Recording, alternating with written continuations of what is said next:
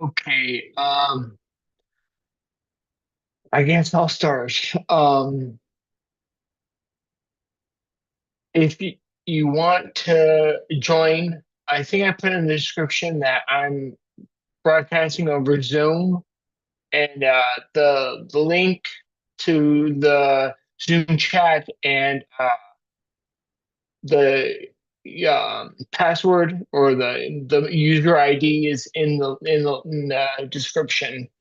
So you can do that, or you can type your chat, and I will start talking. Um,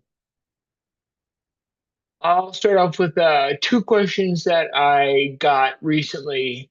Um, the first one was by user KNet914, and he said, "I'm a 51-year-old male, diagnosed 4 years ago.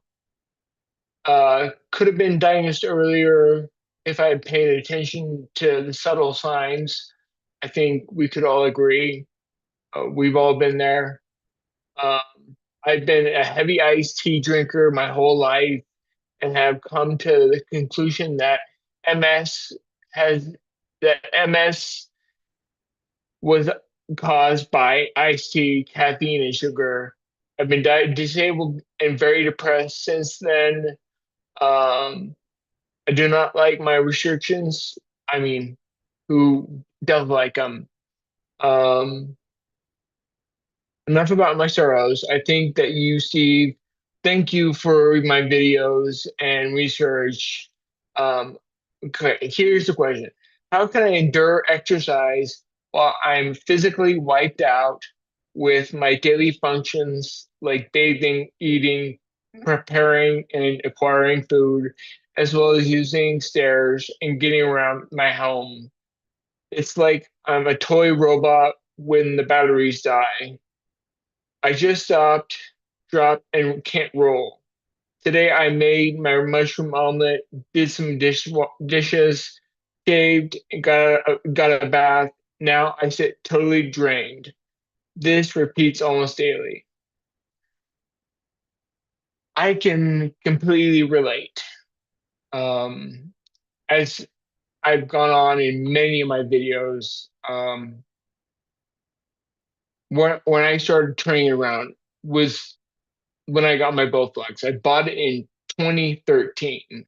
And so I've marked it down in my mind that, okay, this was the moment I would start doing anything I could.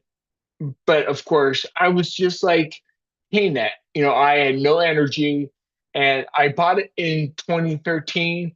And there were months that I wouldn't not do anything. I wouldn't get on it. I wouldn't use it.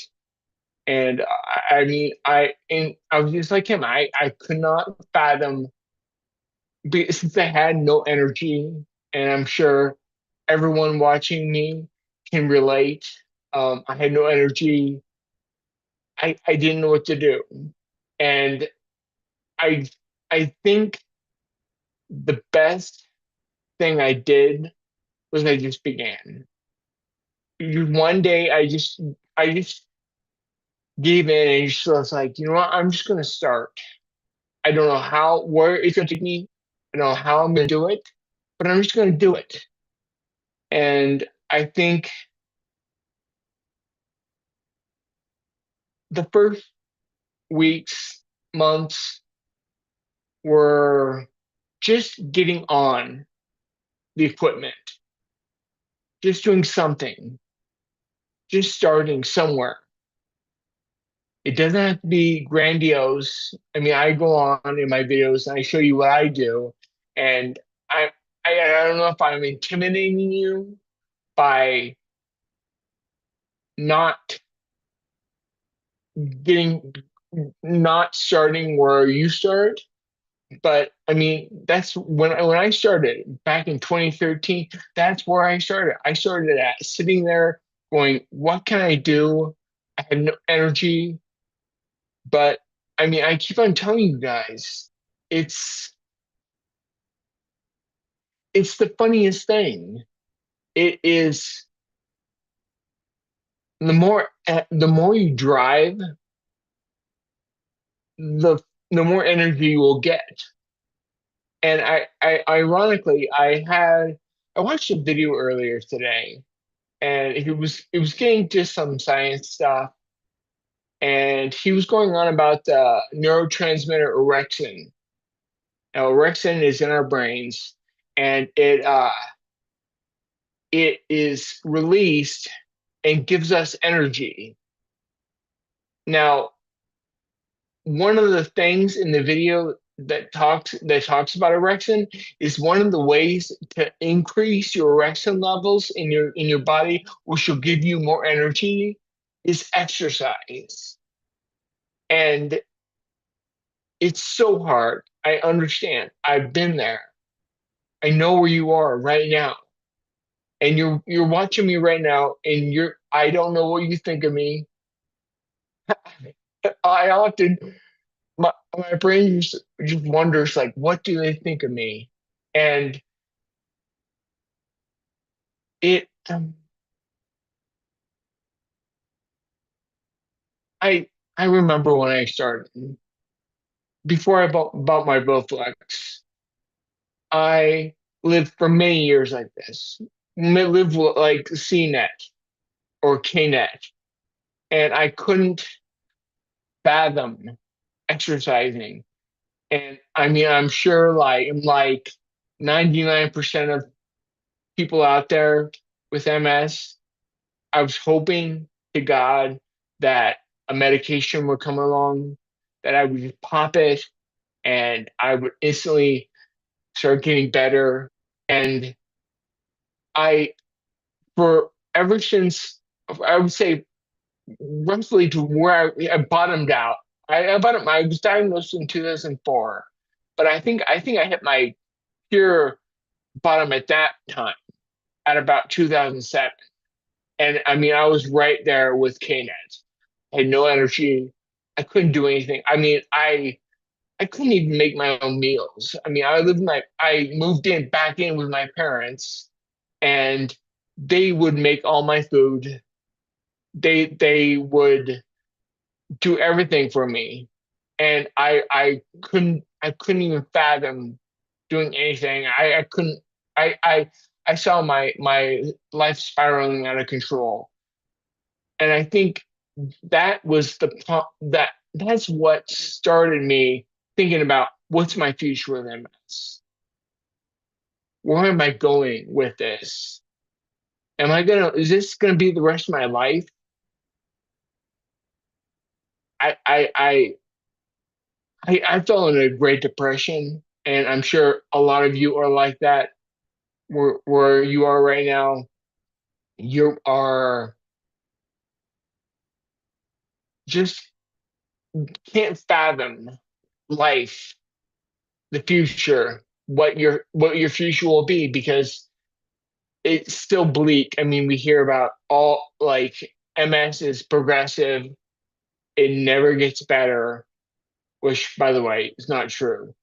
But I don't want to diverge from this thought. Um, and I was stuck. I was like, my life at that moment was over. And all my friends that I had just a few years before were gone. Um, my life, I mean, I used to live right outside of New York City. I used to go into New York City almost every day. And now I was living with my parents across the country. So I I thought, this disease is going to take the rest of going to take the life from me, and I'll never get anything back.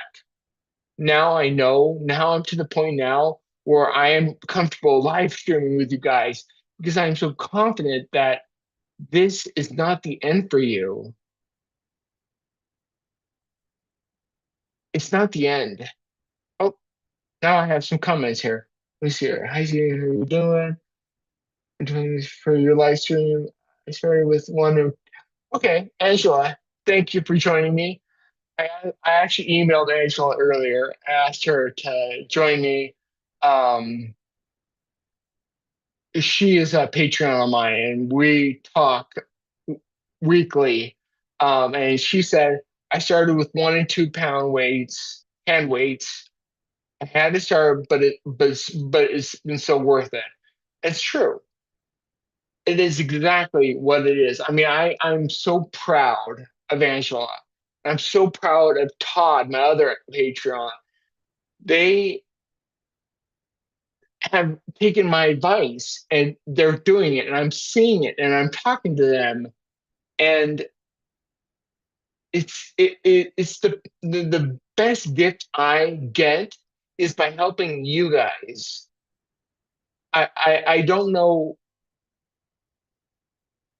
I don't know where, even to this point, I have no more MS symptoms. No more. Absolutely no more. I don't have any fatigue. I don't even feel like MS is even there anymore. I know it's there because my last MRI still showed that I have some plaques still in my brain. But if I had never gotten an MRI done, I would have never seen those plaques. And if you would ask me, I would have been like, I don't have MS. I don't know what you're talking about. It's only because I go and get my MRI done and I see the plaques that I know I still have the plaques. So your life will come back, will restore to everything you've ever wanted. And but I know that, I mean, it's getting back to KNet. I know that it's a struggle to start, but once you do, the day you start is the day you start reversing your MS.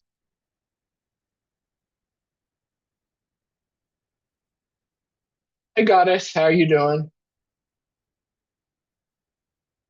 Um, so I I I don't I know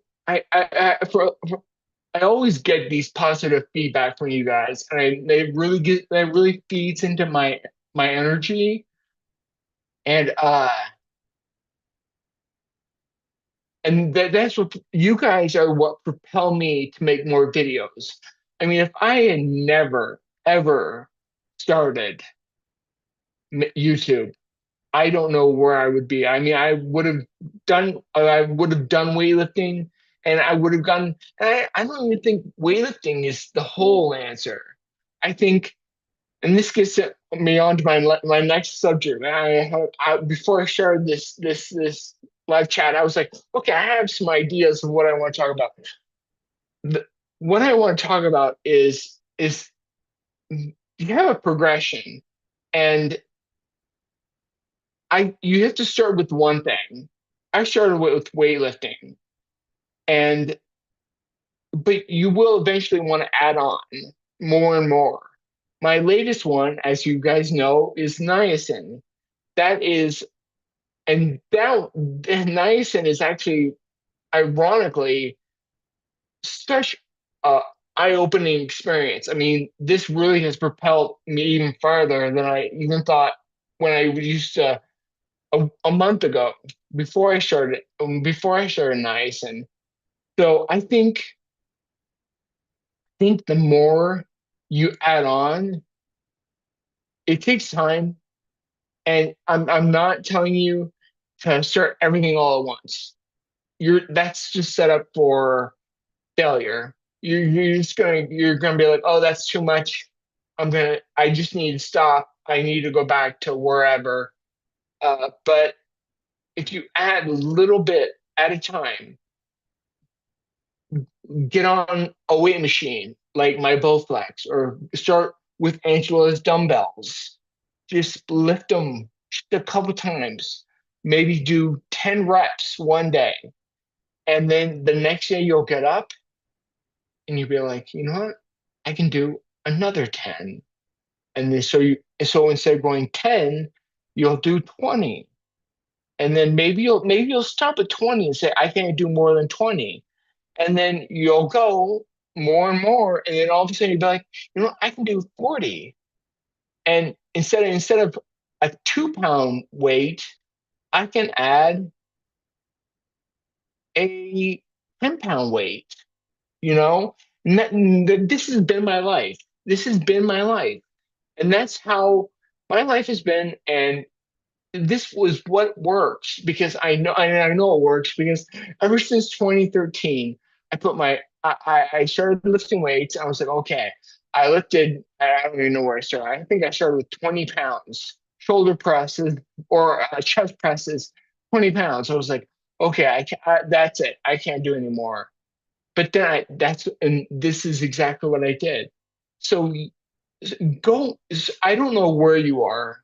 I mean, I know where Angela is, I know where Todd is, and I mean, I get a lot from you guys in your comments, but I don't know everyone because we all have MS. We all are at different levels, so we don't know. I don't know exactly where you are specifically, but I'm confident that what I did and what you will want to do is the way out.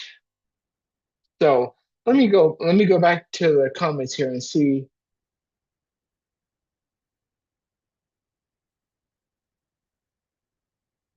Okay, Summer Lady asks, I've seen you use a rowing machine.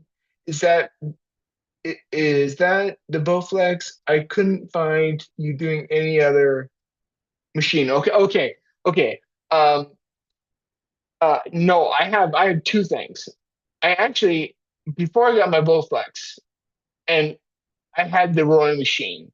The rowing machine was I think my dad bought in the 1990s. And I remember when I was in high school, I mean, we had it up in our computer room. That's where the computer where I did all my homework and stuff on. That's where it was up in that room. I mean, the rowing machine was never used, but it was up there. And so I had the rowing machine, and you've seen the rowing machine. It's old. It's a Concept 2 rower from like 1993, but it still works, and I don't see any reason why I should get anything else. Um, but I did that when I moved back home in 2007. I dabbled with it. I would, we've all had those days where we feel really good waking up in the morning and like, oh yeah, I feel pretty good today. And so, I mean, I think there was one of those days where I was like, oh yeah, I'm gonna try this rowing machine. I mean, it's just been, I remember it from high school that I just sat there and did nothing. So let me get on it. And so I did it for a little bit. I think part of it was because I dreaded my future, as I've talked about previously. I dreaded losing my function. And I already lost so much. I mean, just in through all the relapses I had in just the first 3 or 4 years, I had lost so much mobility. I had lost all my friends. I had lost so much. I was like, I gotta have to do something to get some resemblance of life back. Uh, and I don't know where it's gonna take me, but I'll just start. I'm gonna hop on this rowing machine and do something. Well, you know, nothing saps your energy quicker than aerobic exercise, running, rowing machine, jogging, like swimming. That kind of stuff just takes it all from you. And that's where I started. And there were days I did it, and then I would go weeks without doing it. Then I pick it up, and I'd be like, okay, I'm gonna refocus, and I'm gonna get back on. I'm gonna dedicate myself to it, and I do it for a week, and then I would lapse, and I would fall back, and another month or two would go by, and I would walk by the room or walk with my cane past the room, and I'd see it, but I'd be like, there's no way I'm gonna start doing it again. And then I think about 20 2010 was the year I finally was like, I finally started getting okay, I'm pretty good now. I'm doing it. I had developed a pretty good regimen of doing it. Um, and so that's what spurred me on because I started feeling all right. I mean, it wasn't great. It wasn't anywhere near like, oh yeah, this is gonna be it. I mean, but I had the energy, enough energy. It had given me enough energy where I'd be like, you know what, I'm not crazy. Exercise is not crazy.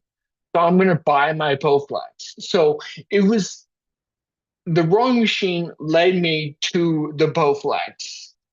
So that was a two steps. So I'm in the garage now. That that rowing machine has gone up. It started in Seattle, Washington. Now it's down here in Tucson, and it has been. And before that, before I even got back when I was in when I was first diagnosed in 2004, it was in New Jersey.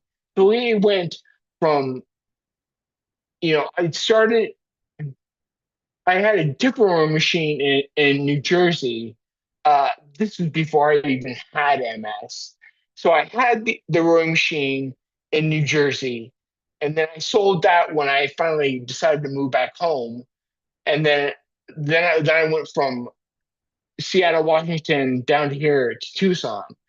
So my whole journey started with just this desire here. It wasn't desire.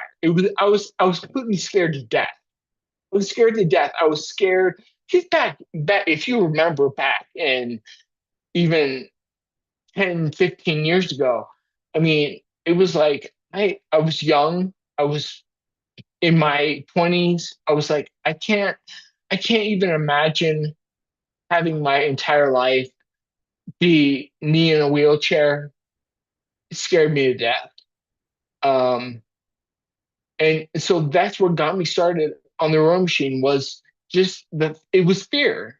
It was fear. I come to the realization that medications I mean everyone was so much hope that, oh, we'll come across a medication that will cure MS. And at the time I thought, you know what, or if the one day the medication comes, that's great. I still think the rowing machine's great. But if I get if I get my MS cured without the rowing machine, I I'll be just fine, and I can leave it if I want. And the thing is that as you know, the cure never came. I mean, we still talk. I mean, I still watch a neurology. I mean, that's my life. I sit here and watch neurology YouTube videos. Uh, and I mean, they're still going on about like, yeah, we're getting better and better at treating MS and everything.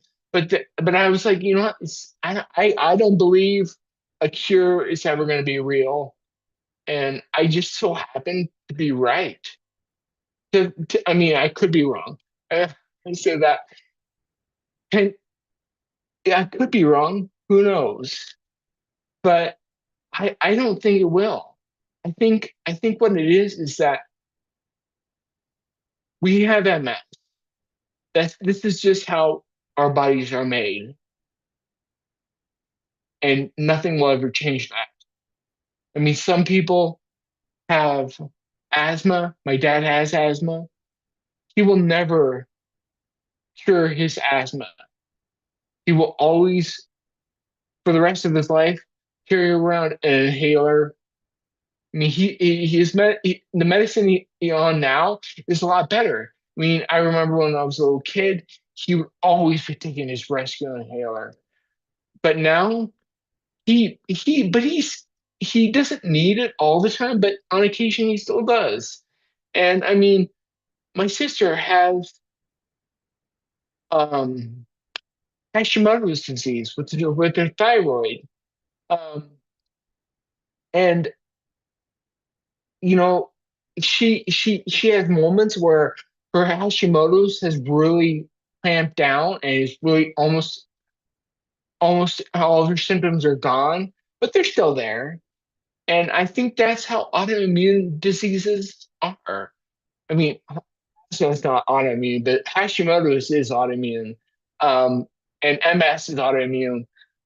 So I think if we want to sit here and say, I, I'm just holding out. I'm just holding out for the cure.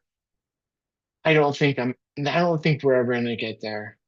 But the good thing is that we know without a shadow of a doubt that you don't need a medicine cure.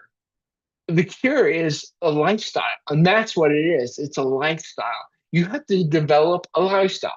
Now, I've laid out my however many how many essential elements do I have now? Five or six, and I just added niacin, and I don't I'm not going to stop. I'm not going to stop doing them. And I took my niacin this morning, and I didn't flush. But I mean, that's how all these essential are. They yeah, I could live without them. Yes, I could. But also, we all know you could live without your MS medication, and you could relapse, and you're not going to die from MS, but you're not going to enjoy life. You're not going to enjoy life, and that's what it comes down to. I just watched the video. I don't know if you guys know, but I just watched this. I think it was last month, maybe. Um, Selma Blair has MS. I mean, she's very vocal about her MS and how for the past few years she's gone on how great she feels and everything like that. Well, I just found out from the video last month that she relapsed, and my heart sank. My heart always sinks whenever I hear about someone relapsing. Not because it's the end all, but it's just like, okay, you got to start over again. Um, I wish Selma Blair would, find my channel. Maybe if she found my channel, maybe she would. I don't know. Maybe she doesn't want to do that. And now she's on to some other medication, some I don't know, some expensive, only for movie star type medication. But it it's just I mean, it's open to everyone. My all my essentials that I've gone over, it's available to you to do. I mean, I know you don't have energy, and I know you don't have, and you have all your symptoms. And went through, I went through the same thing. I've gone through it for the past, what is it, 2013 to 2025? That's 12 years. I'm still going, and I don't feel like I have MS anymore. As I said, um,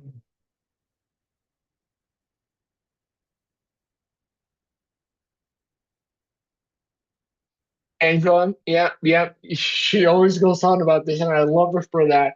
She says that she was on with her walker and her scooter when she found me, and now she's not.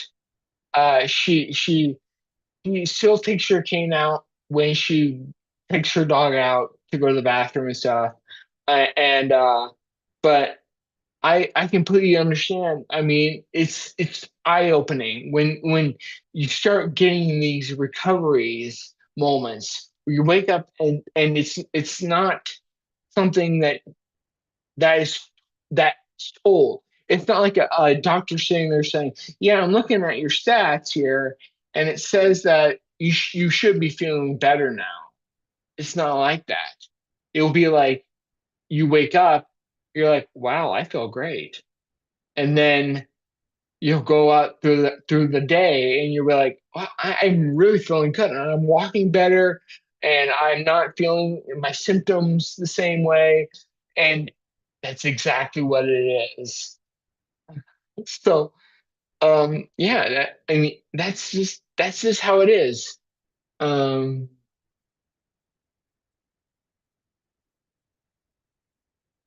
okay, foot drop, summer lady.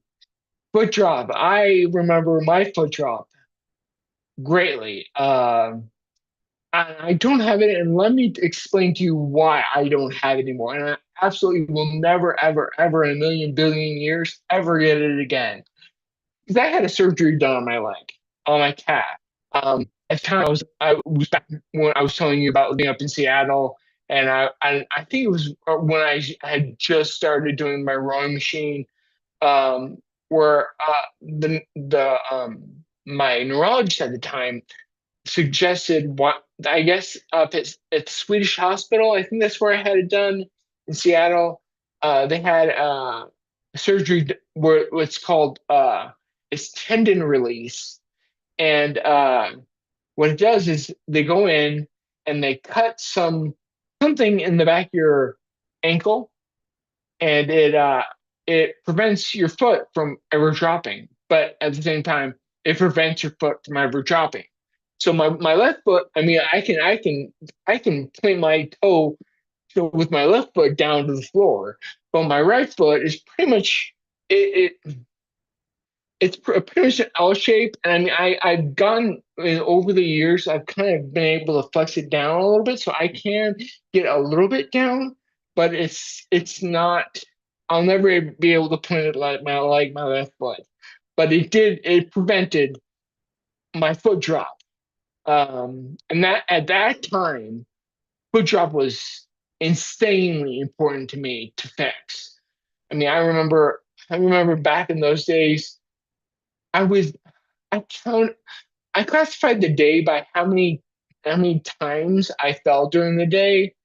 Uh, I think a good day was less than 10, an average day was around under 20, and then a bad day was more than 30.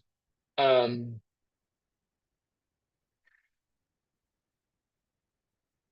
those were hard times. Those were hard times, and every fall, ironically, I've never broken a bone in all of my falls, and I've fallen probably hundreds of times, maybe even thousands of times. I've never broken anything. I mean, I've cut myself or I've gotten rug burns. I've bled a lot, but I've never broken anything. I've never done anything really extensive.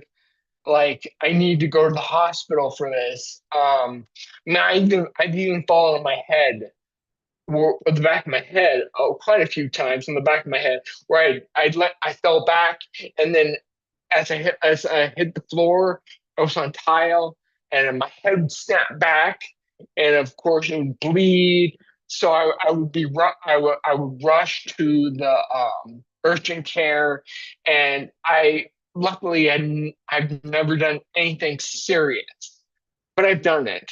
And I mean if you could be like me. I regret. Now I'm to the point now where I regret doing my tenant release. It saved my life back then, but it it's ruined my life now because I'll never be able to. I'll never. I can't run anymore because of my foot. Because of the way my foot is, I can't. I can walk perfectly fine, but I can't run because when you run, when you take a stride, you always push off with your toes. Well, I can't push off my toes anymore.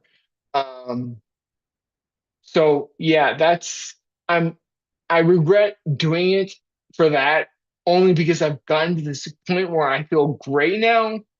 Um, and I mean, if I had to it now, if I developed MS now, I and I knew what I knew now, I wouldn't have gone through the vast majority of things I've done to kind of fix my MS, or like with medication or by procedure or anything. It's just it's your choice. I mean, if to the point now where you are, if you are suffering from foot drop and you really think I can't live another day with my foot dropping like this, I need it fixed now. Investigate something like a tendon release uh surgery.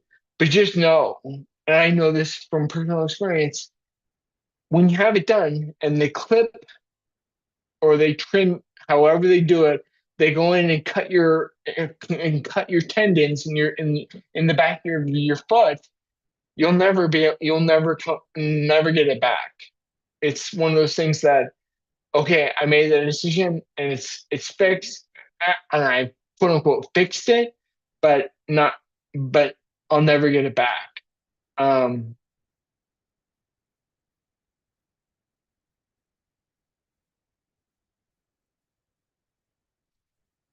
will foot drop correct itself without surgery? Absolutely. Now that I know, I now am so I have no I know spasticity is one of our greatest struggles. I but as I said, I don't suffer from spasticity anymore. I don't feel tight at all in anything, and I'm sure that if I had never had the tendon release done, I could easily just go and stretches would be best. I mean, just put brace yourself against the wall and push down on your toes with and just stretch that heel cord back a little bit. And the more and more stretch you get, the more flexibility you'll get in your toe or in your foot, and then foot drop won't be a problem anymore.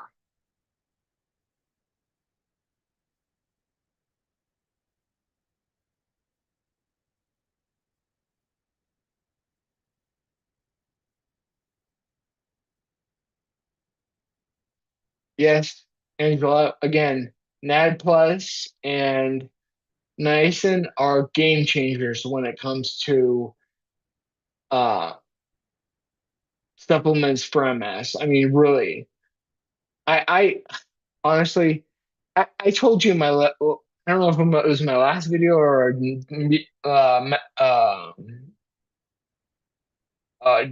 a video or two ago, but I was talking about how sleep has increased. Well, just last night, this is what I woke up to this morning. I'll show it to you right now. I don't know if wait, let me see if can you see that 93, 93. So 93 out of 100, and I that's the best sleep score I've ever gotten. And I think, and I've done a lot of research by on the Fitbit app and everything like that, and I don't think anyone can ever get. I think the best I've ever seen is a 93. Um, but I mean, you've got to kick off like sleep quality. Well, you got to sleep off time of sleep, how long you were asleep, how much deep and REM sleep you got, and how restorative that sleep was. And as I said, I've said it in a couple times. Fitbit is pretty tight-lipped about their sleep profile, um, but I can tell you, uh, and this is why I tell everyone on my in all my videos to get a Fitbit, because this sleep score is magical. It's magical in the way that it will tell you if you have a really good night's sleep, and it will tell you honestly if you have really terrible night's sleep. And I mean that I think that's what we all want, is we want an honest representation of what uh, what to expect when you wake up and you see that score. Um,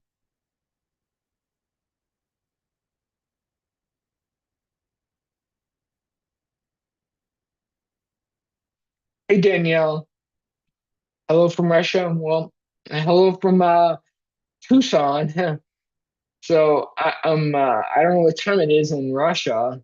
It must be in the middle of the night sometime. But yeah, nice to have you here. Um,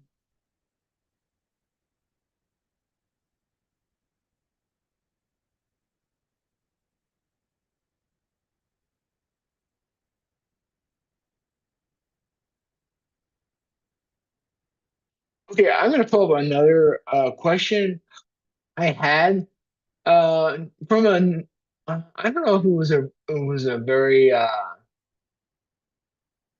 it was from Moab UT. Uh, and he commented that he saw me drinking my shake in my video, and that he would limit the shakes. Um, but because you have to keep your carbs low. Well, carbs low. He said it from the perspective of doing the keto diet, but I'm gonna make a video. My next video will be about the keto diet and how uh, there is a lot of benefit from being on a keto diet or for being on the keto diet with MS. Gives you more clarity, uh, some benefits. You can look it up online. But I've done some research and I've done research on why you shouldn't be on a keto diet with MS. Um, it's not it's not the best. And I don't want to give anything away, but it has a lot to do with inflammation and how um, it pretty much prevents remyelination, and I think that's what we all want. And I always say remyelination, not because we want our MRIs to look perfect, but it's because we want to feel the best we can. And as I said, I don't even feel like I have MS anymore, and I know it's because I have a pretty good amount of remyelination going on. Um, So he said, you with, I mean, I'll tell you with keto, you want to avoid all types of sugar except for like, I guess, fibrous um, sugar, like, you eat in like starchy vegetables like lettuce and, you know, green onions and green pepper or red peppers. They're starchy carbs, and they're wait, is it starchy carbs or one of the other. There's a type of carbohydrate. Let me know in the comments if you know what I'm talking about. Uh, because I mean, you when it comes down to it, is simple sugars. That's what you want. Simple sugars. You want to avoid simple sugars because they um, are not the best for MS, but which is not true at all. So I don't. And he went on in his commenting about how I should avoid or avoid my sugar drinks. But they're not sugar drinks. I don't eat anything prepackaged. I make all my food. So when you see that big shake that I'm having in my hand, it's like purple color. It's not a drink. I opened a can or opened a bottle from and poured it out. I mean, what it is it's 2 cups of frozen strawberries, a cup and a half of frozen blueberries and water and coconut butter. So there's nothing actually special about it.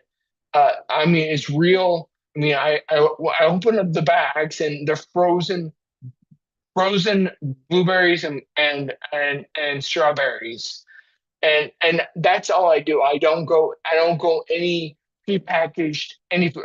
I eat all my food, all of it real food, nothing prepackaged, nothing made in a factory.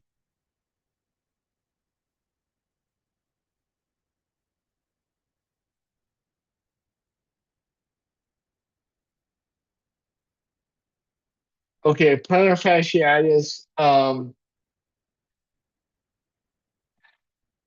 I think that is a little bit beyond my scope of my channel and my expertise. I don't know uh, when it comes to very specific things like um, pain from when you do wall stretches. That's a little bit beyond my expertise. I mean, I know MS pretty well, but beyond that, I'm not very good. I would definitely go to a foot doctor and uh, and discuss with him, see what can be done. I mean, if if if you want to do the tendon release like I did, I mean, it's permanent, but if it works. Um, and I don't regret having it done in, I think it was 2012. I had it done. What it is that they put you to sleep, they knock you out, and they go in and they cut some tendons in the back of your ankle, and you wake up and you're up on codeine or whatever, morphine or whatever medication, and then for about a for about a week, you're stuck with that on those high drugs because I mean the pain is just intense if you didn't have the medication. Um, and then once that passes, then you'll wake up and you'll just have your foot will be flat. And when you stand up, you'll look down and it won't look any different. It will just be you won't be able to point your toes anymore. So I'm able to point my left toe when I'm laying down on my bed. I can point my toe to out, but then my right foot is looking right up at the ceiling. So, but I don't regret. I should say this. I don't regret having it done. Um, Push up for me was it was so intense, and I fell so many times. I knew I wasn't gonna get any better, and I just needed to fix it. And so I was at my wit's end when I was just like, you know what, that's it. I can't do wall stretches. My I, because I have a paresis, which I was born with.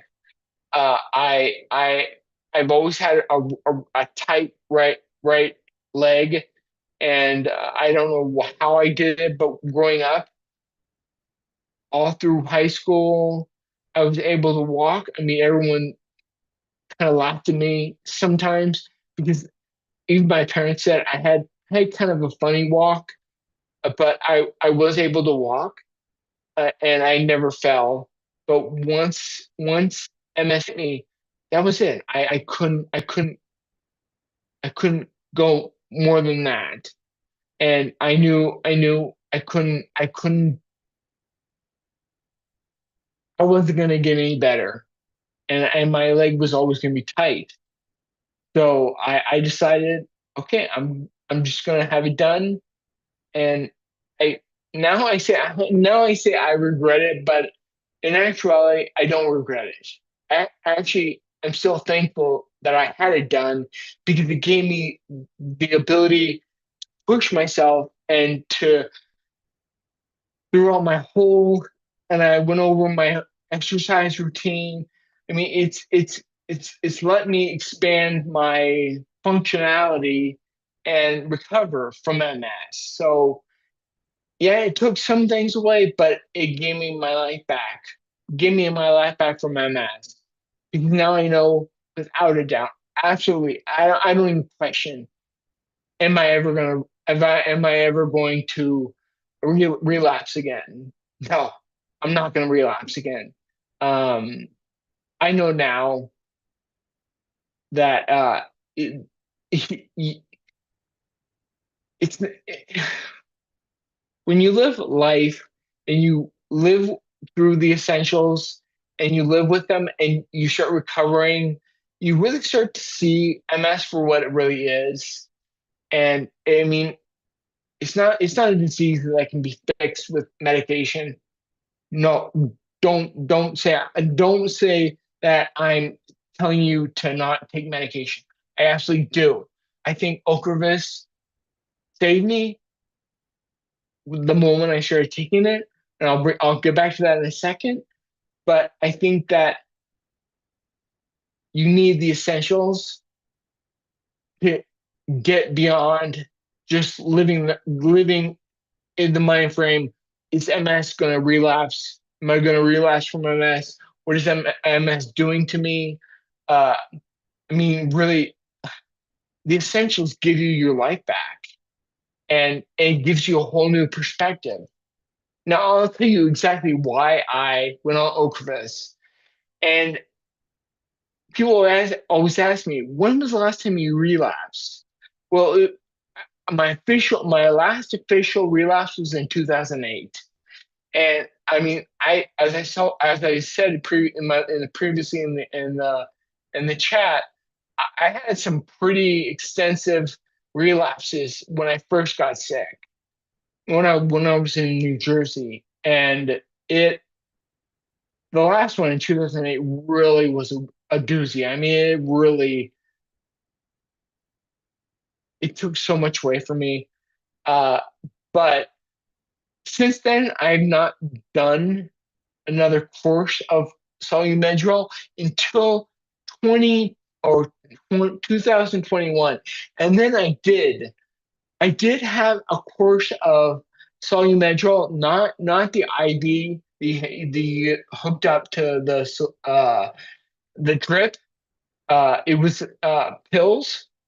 And when I was prescribed that, my neurologist, which is the current neurologist I have now, she even kind of was a little skeptical that I was actually relapsing, and I was skeptical, and I think now I can honestly say, without a shadow of a doubt, it wasn't a relapse. It was overtraining.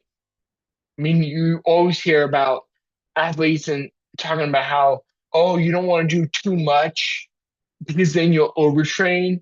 Well, at the time in 2021, I was on the rowing machine every day, every single day. I was on the rowing machine, and I don't remember what I was lifting at the time, but I remember I wasn't almost, I was every day I was doing something. Um, and that was just too much. Now I look back and I was like, yeah. I mean, you watch my videos now. I have a dedicated. I go Monday, Tuesday, I work out. Take Wednesday off, work out hard for Thursday and Friday, and then I take Saturday and Sundays off. So I work out 4 days, take 3 days off, and those 3 days I don't do anything. I don't even take a extended walk. I'm pretty lazy. Um, so I think because when I had back shooting back to 2021 when I had that quote unquote relapse or when my last bout of Solumedrol, I was I had it, and then I I mean I had it, and I remember back in 2005 2006 when I was having my serious relapses. I remember when I had Solumedrol, my eyes opened and it was like, oh man, the world came back to me. But this time in 2021, nothing. It was like, okay, well, I had the steroid. but I don't feel any better. I just feel normal again. And that's what it was. It was just overtraining. So just be careful when you guys get to my level. You got to not say, okay, I'm going to work out every day. Don't work out every day. Take 2, 3 days off at least. And if I had known in 2021, a month before went to see my neurologist, that it was just that I was just overtraining. I should back off. I wouldn't have never had the sodium medrol. But my official relapse, my last official relapse was in 2008, and that was a doozy. Um,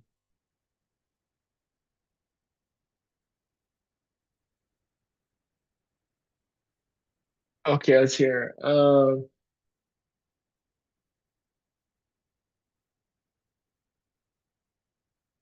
Hey, Furnace Master.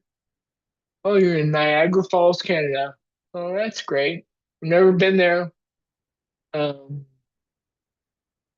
Montreal, hello. My cousin is in Montreal. Yeah. Let's see, just the keto diet. If you want more information on the keto diet, just rewind the live stream back to when I first began. I'm actually going to be making a video. I told everyone that I'm going to start. I'm going to make a video about the keto diet, but go back and you'll get the whole story if you want rewind it. Um, do I eat organic? No, I don't eat organic. Um, I think organic is. I think the benefits are not as great as they they're touted to be.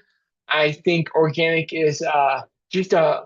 I mean, it's good. If you live in a place where organic is not expensive, then buy all, but all for it, go for it. I remember I used to live in Seattle, Washington, and seafood up there was cheap. But now I live down in Tucson, Arizona, and fish down here is expensive. So if you can afford organic, go for it. But it's not required. My strawberries and blueberries I have in my shake, they're not organic. They are Walmart brand, great value strawberries and blueberries, and they're not. Even if I had it, and even if someone came in and snuck in some organic blueberries and strawberries, and I had them, I couldn't tell you the difference. I couldn't taste the difference. Um, Now, if nutritional value, if that's important to you, then go for it. Personally, I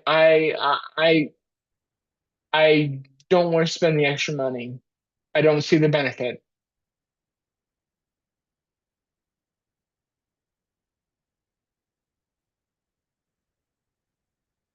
Okay,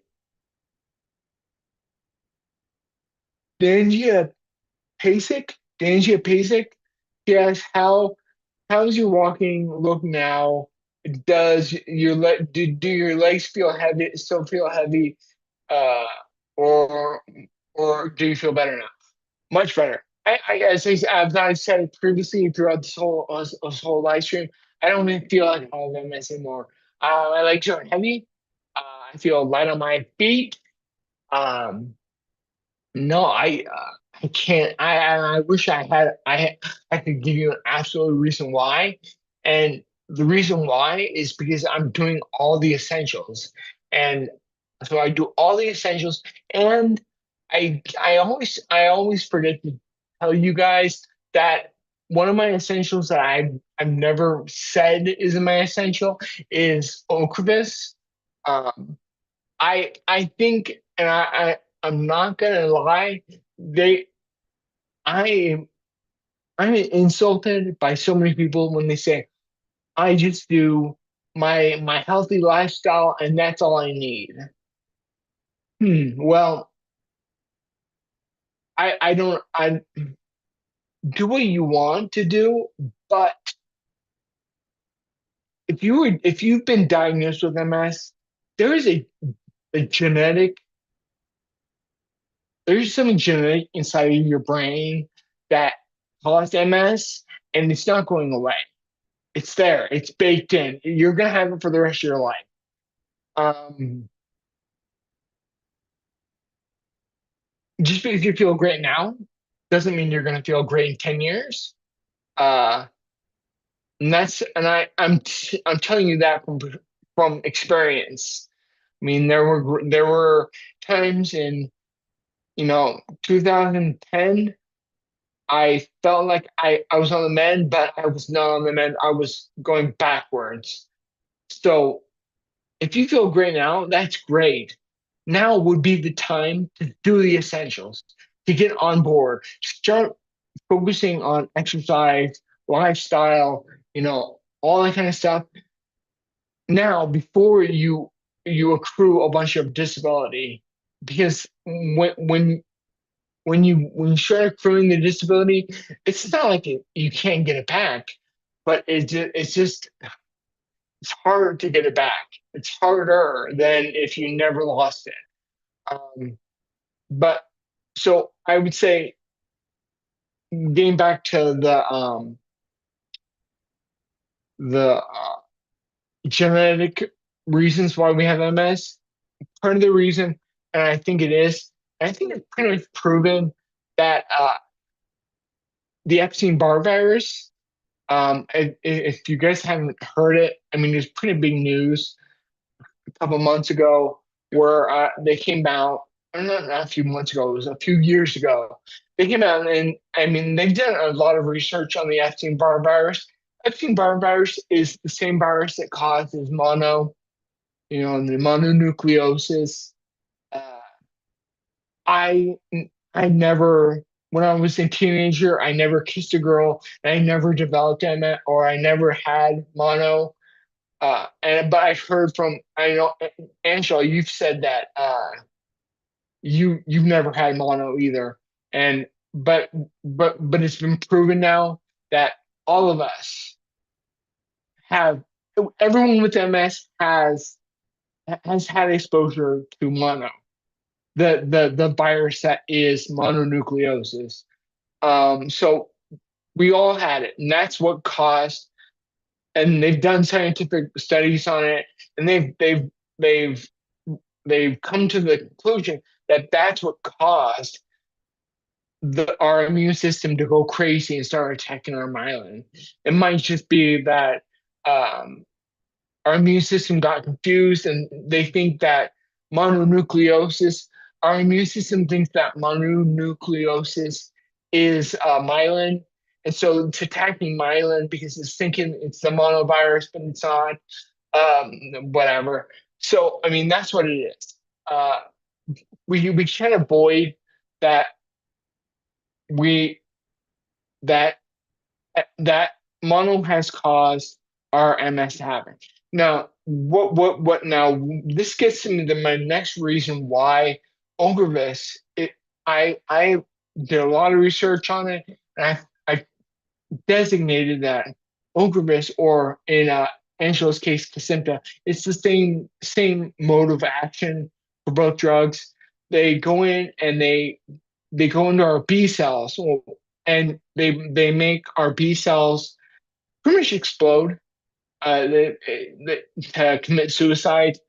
Um, and that's what it does. It goes in and kills all of our B cells. So whenever I have my Ocrevus infusion, I have it done, and within the next 24 hours, I mean, the drug goes throughout my entire body and kills all the B cells in my body, expressing the CD20 receptor.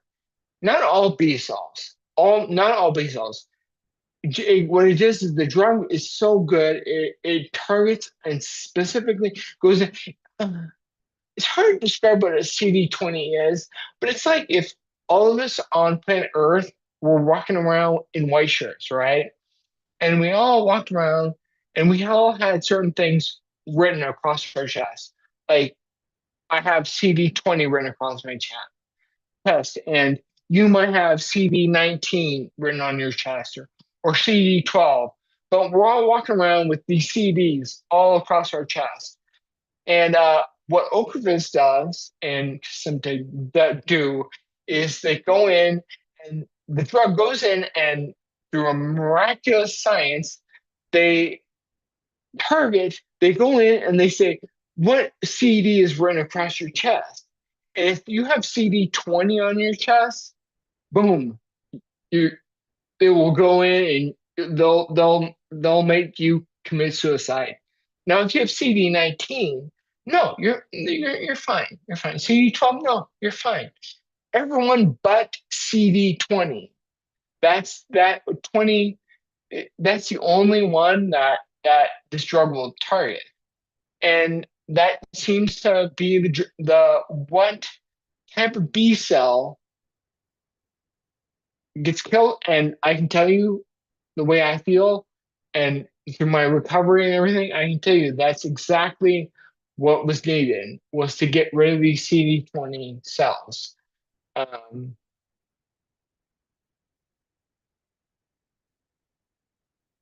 I have severe optic neuritis. I'm sorry, Pam. I really am. Optic neuritis is one of those things that I always feared for myself. I mean, I'm a graphic designer, so I always need my eyes to do all my work. And I'm not saying I'm better. I'm not saying that just because I didn't have osteoarthritis doesn't mean that I could have never developed it. But luckily, I didn't.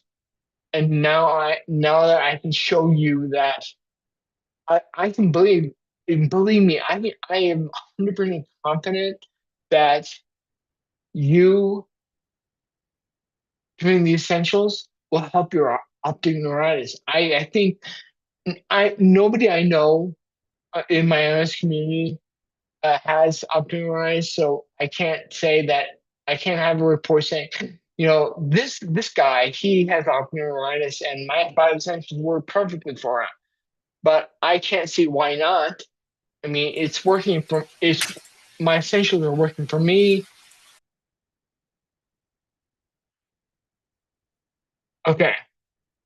I'm so sorry, guys, about that. That was crazy. I don't know what that was. But I guess for some reason it happens.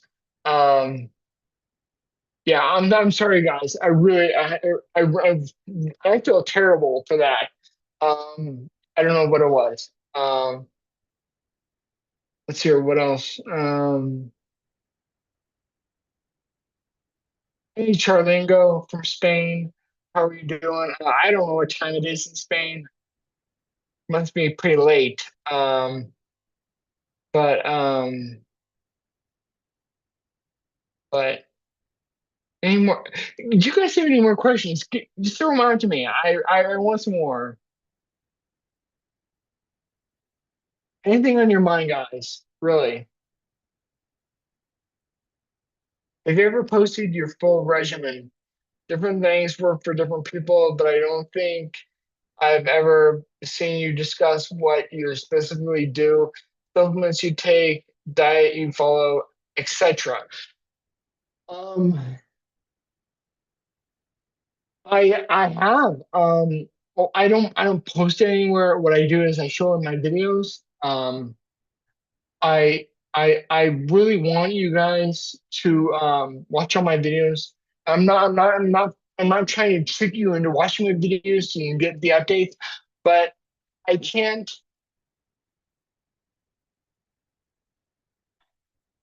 There's part of the reason why I don't do it is because I'm getting better and better, and the better I'm getting, the more I want to, like, for instance, niacin.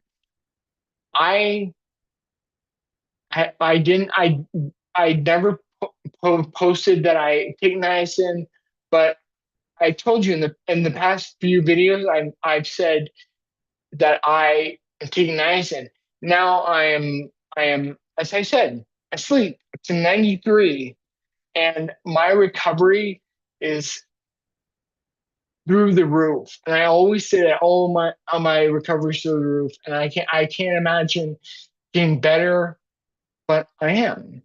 And if I post to somewhere online that okay, this is what I do, uh, there's no way to take that back.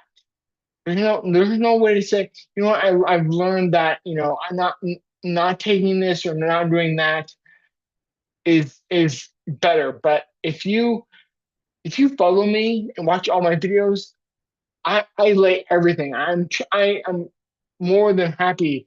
And if you have a specific question, message or write in the comments, I will answer you. And I'm gonna make these live streams. I'm gonna make it a weekly thing now.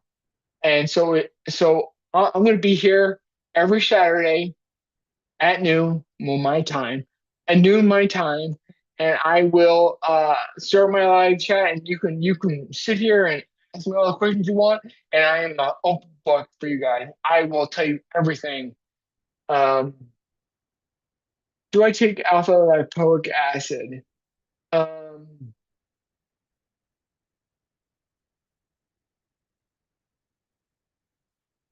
no, I don't.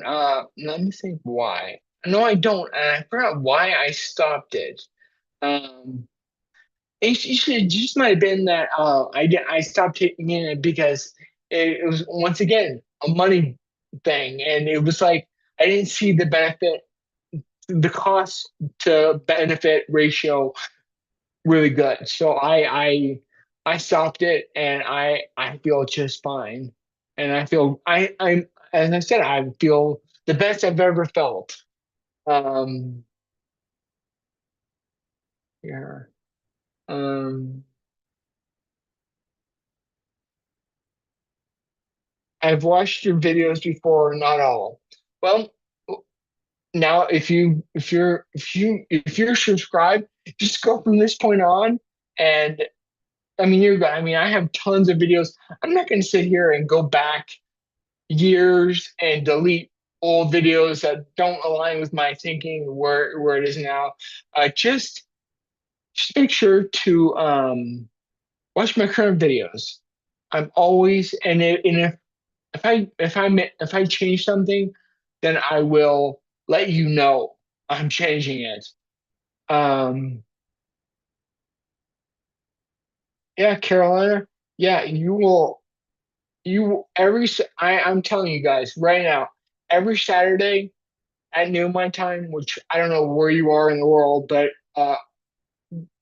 log on right now next Saturday, and I'll be on, and I'll be chatting with you. Um,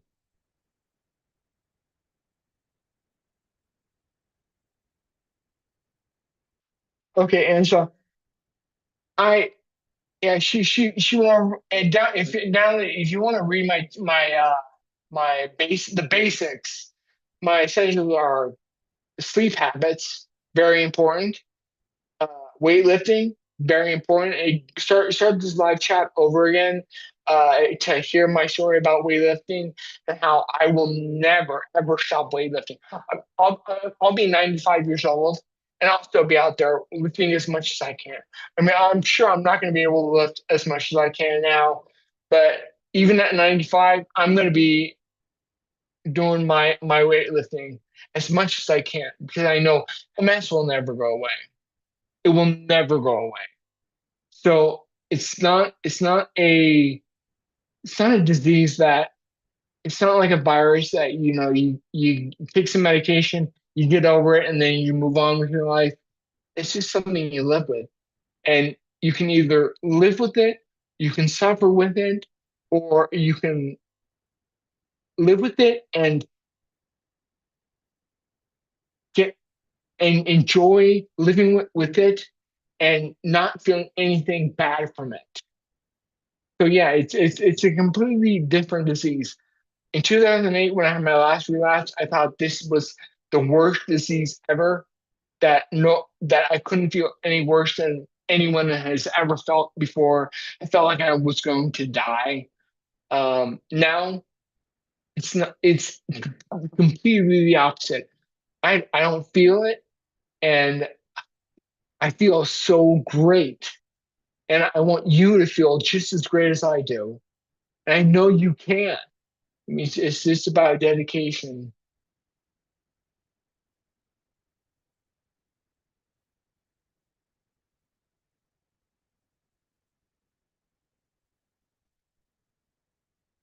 Yes, Summer Lady, it is, well, now it's 117, but no, it's 116 when you wrote that, yes. So, but the thing is that my time is so different than anyone else because I I live in Arizona and we don't recognize daylight savings time. So um, when you guys jump forward, well, you're jumping forward. I'm staying the same. You're falling back. I'm staying the same.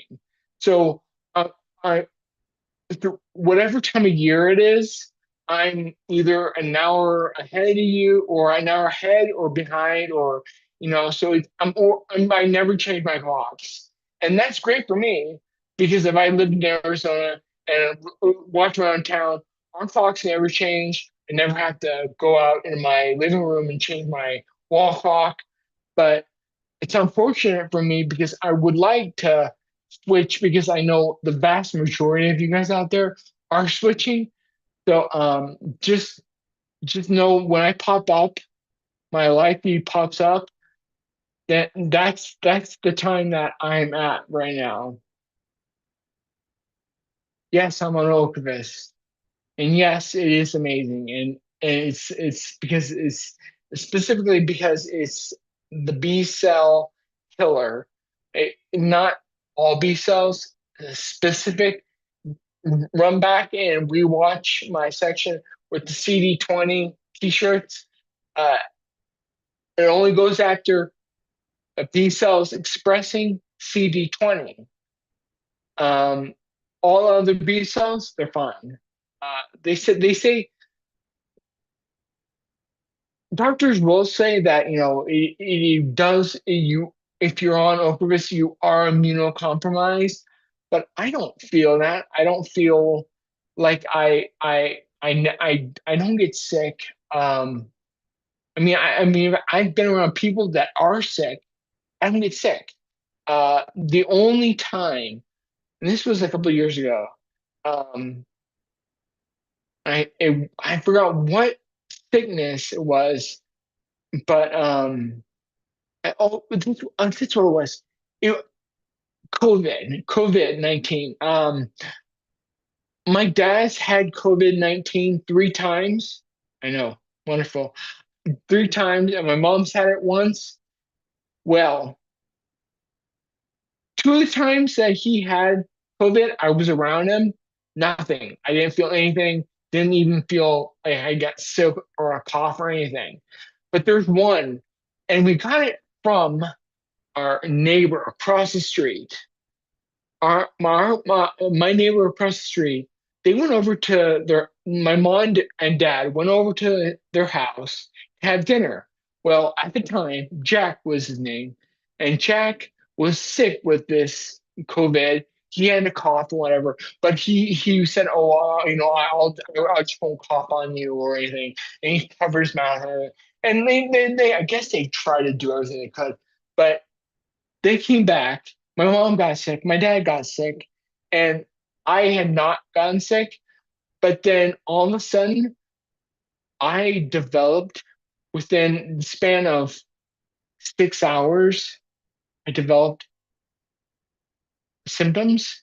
And then after about 6 hours, my fever was up to about 105. And we called 911 because then 105, that's in the dangerous zone. So they called uh, 911. Meds came. they took my temperature and they said, okay, we're not even going to give you the choice to go to the hospital. We're taking you to the hospital because if you don't go, you're going to die.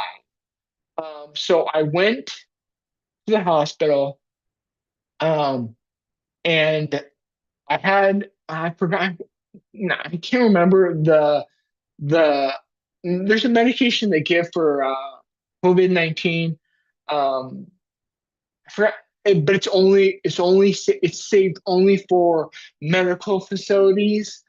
So you can't get it like at home or anything. It's you have to go to the hospital to get it. Um, but they gave it to me, and within few hours, I was fine. They came back to my room, and I was sitting there happy to go lucky. I was on my phone, and I was browsing. I felt fine. I came back home and nothing. I felt great, and I still feel great, and I haven't gotten sick since. But that was that one time.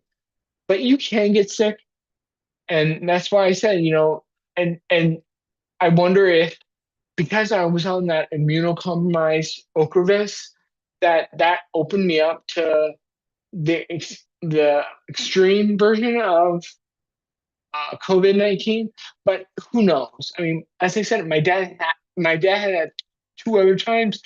I didn't catch it from him. I'm not, and I go around town. I don't wear a mask. Well, I did when was the first real big thing back in what 2020 or 2021.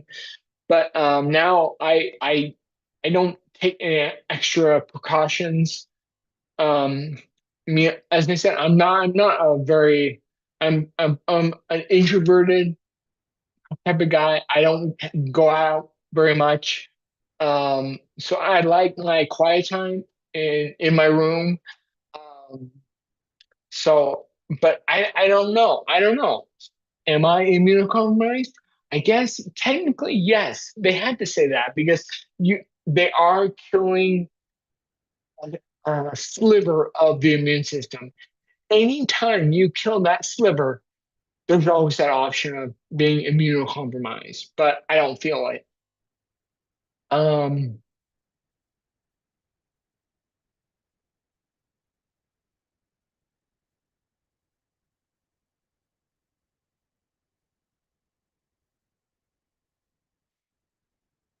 yeah, US 9898. Yeah, as I said, if you look it up on a map, you'll see that I live in Arizona, so we just don't change time.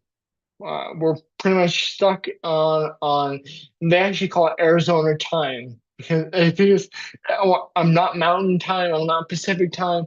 I jump between the two. I mean, in the summer, I'm on Pacific time. In the winter, I'm in Mountain time. So yeah, I'm kind of stuck in the middle.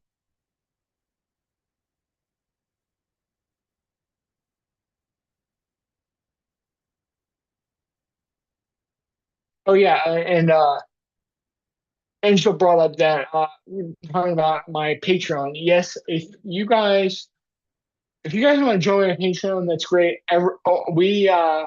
We do weekly chats, and weekly chats, and also actually I do it on Wednesdays and Saturdays. Before this, um, we're we sit around and all of us are on video, and we all talk, and we all know each other very well, and we just talk about our lives. And I mean, it's not always about MS. Um, so yeah, well, we have a good time. Um,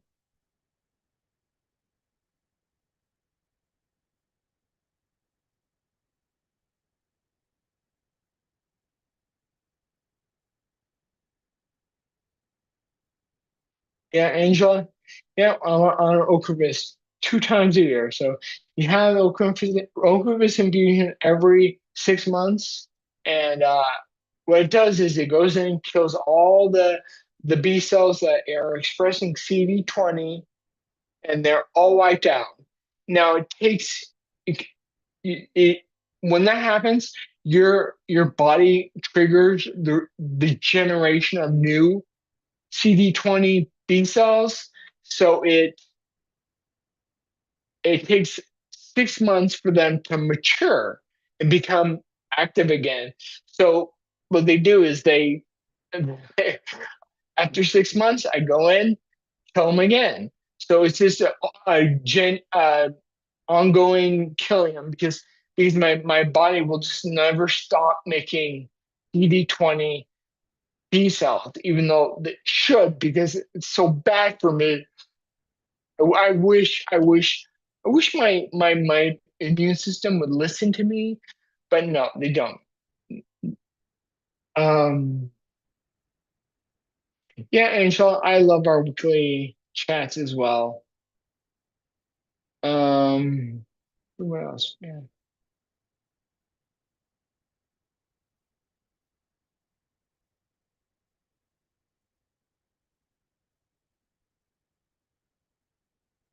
yeah, ULAS, Naya, they classify Ocrevus, and I'm sure Ocrevus. I know Ocrevus. I don't know about Kesimpta, but I know Ocrevus is one of the top tier, highly effective DMTs. Um, I think one of the only ones more than that is HSCT, but again, and talked about this earlier in the chat, that I mean, we all know Selma Blair, and he's had MS, and she had HSCT done a few, like 2018, I think it was. And I mean, it's great because you had it done, and then she's been feeling great ever since, apparently. But unfortunately, last month it came out that she relapsed. And this was one of the reasons why I never uh, decided to do HNCT. I didn't trust it. I mean, I think it's good. HSCT is hematopoietic stem cell therapy, but it's not really a stem cell therapy. What it does is it goes in and it's a dose of high chemotherapy. And what it does is it wipes out everything. It's like a mass murder for your immune system. It kills everything. And when it does that, it kills everything. And then they hope that it will regrow effectively, and it will not be the MS disaster that it was before. But I never trusted it. So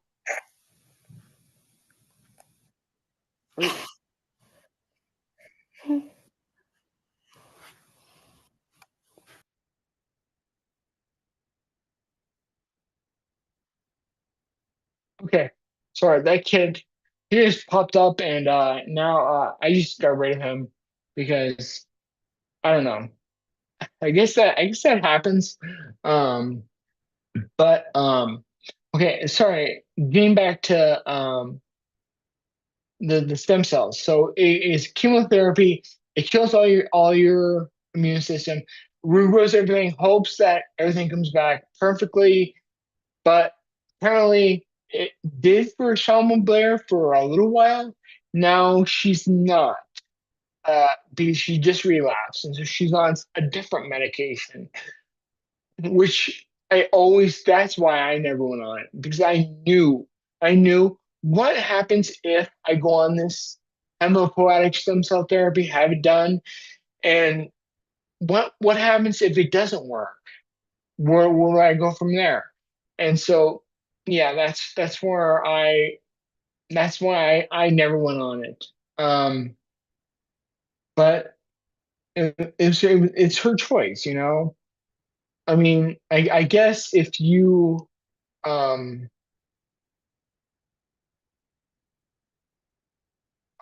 hate um You have another person joining. Oh, okay. Alex, are you going to be real or no?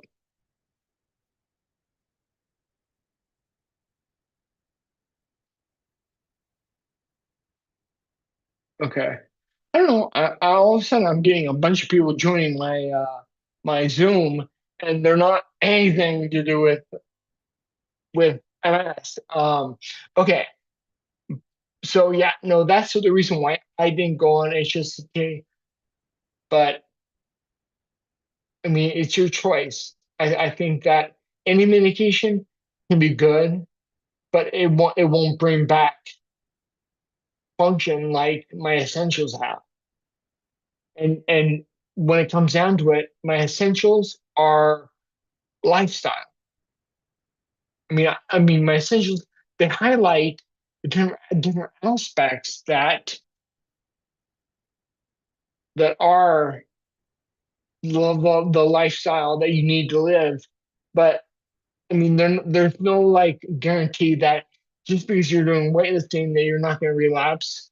I think if you do all of them, I think it's and medication. I think it's probably the best sort.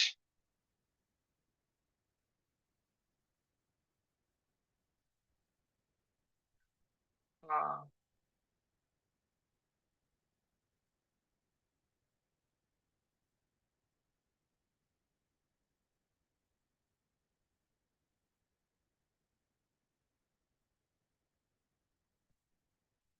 hey John, you asked have I heard of nanofly curcumin? It's the most bioavailable curcumin out there on the market. It works very good on inflammation. Do you think it would help with MS?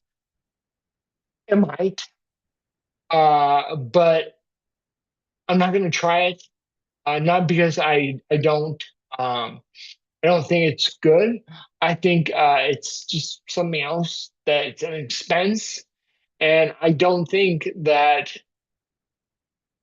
I want to spend money on more. I mean, I think the lifestyle I show you is pretty solid, and I mean, I have UVB light, which after you buy the lamp, you don't have any extra cost. Weightlifting, once you buy the equipment, you don't have any extra cost. You your sleep, well, you don't need to pay to sleep. You don't need to pay for eating a one meal a day diet or that's another thing I want to comment on just briefly. Actually, no, let me finish this and then I'll get back to my OMAD diet. And so all my essentials, they're not cost or they're not prohibitive when it comes to price. I mean, I definitely want to add niacin onto it, and yeah, niacin will does cost because you have to buy it, but it's cheap. Um, so um, if you get it, you're not gonna be spending a whole bunch of money on it.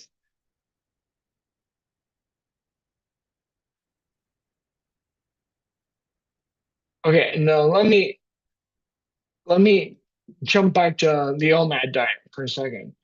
I am not doing OMAD every day now, and I'll explain why. On days I work out, which if you come back earlier in the podcast, you don't want to work out every day. I work out 4 days a week, take 3 days off.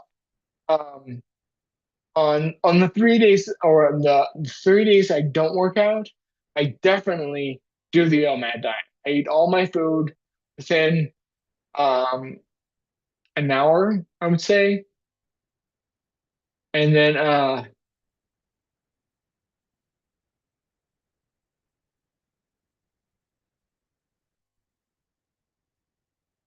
okay. I'm sorry. I'm getting all these people. I'm sorry to interrupt you guys. I keep on getting all these people that are signing on my Zoom account, but they're not. they're like children like joining, and it doesn't make any sense. But and then on my high days, when I do work out, I spread it over about 4 to 5 hours. I am going to make another video soon about my exercise routine that I'm currently doing.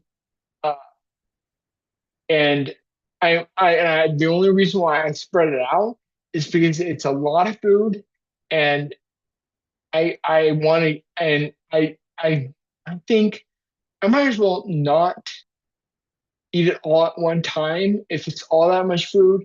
I mean, I can eat it all. Definitely, I can eat it all, but I mean, why not spread it out? So I think Angela and I talked about it in our last Patreon chat, and we agreed that 4 hours is a pretty good number to stick to.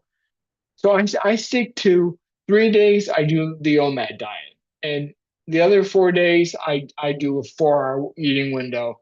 But I never ever go outside of that.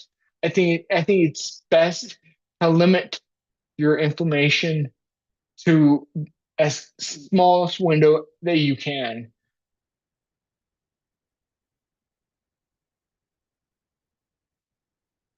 Jody Solomon, do I ever swim for exercise, water walking? Um, No, I don't. And the reason why I have a pool out in my backyard, and I live in Arizona, so it's always sunny out.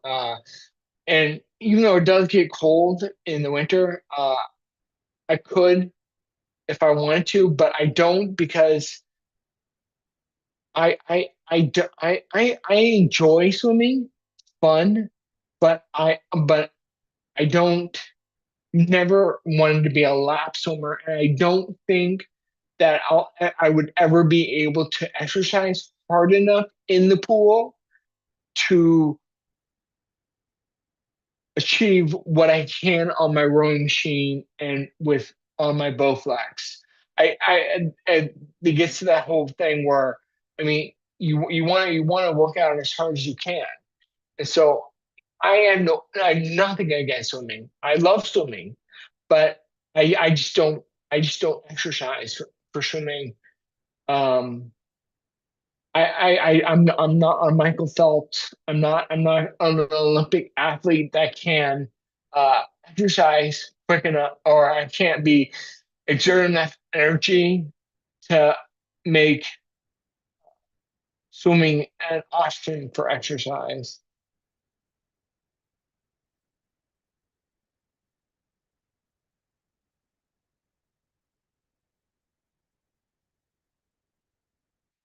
Yeah, Summer Lady, yes, I will. When this chat's over, I will go in and delete that guy because yeah, he was bad. I will take him out and then re-upload it afterwards. Um,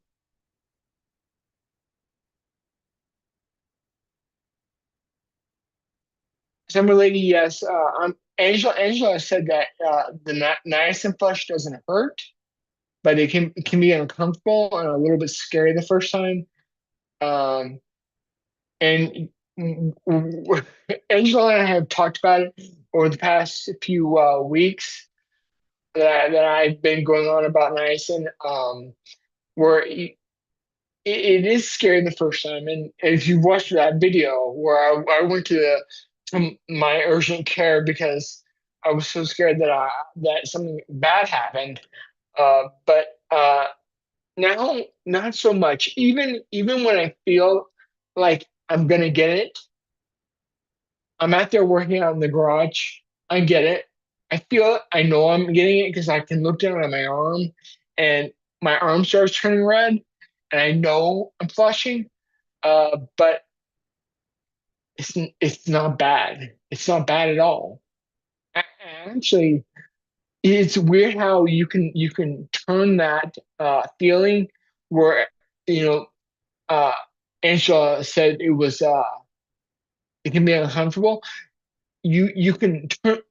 I try to turn that uncomfortable feeling into energy where like now I enjoy it. I'm like, oh yeah, okay, I'm fletching now. This is great. And I know because my niacin now, I would never give it up because it is doing so much good for me.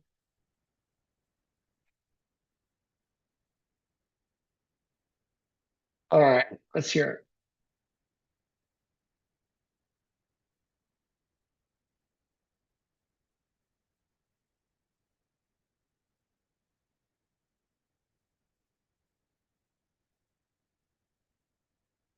Yeah, Angela, Angela pointed out, she said right here, I even found 500 milligrams of niacin at Winco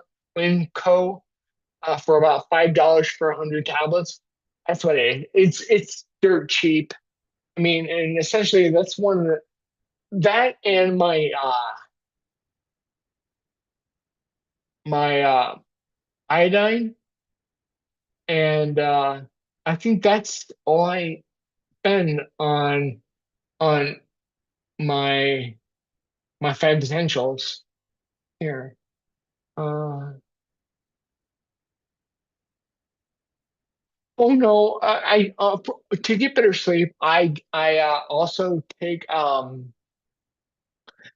at night I take two forms of magnesium, uh, and I will.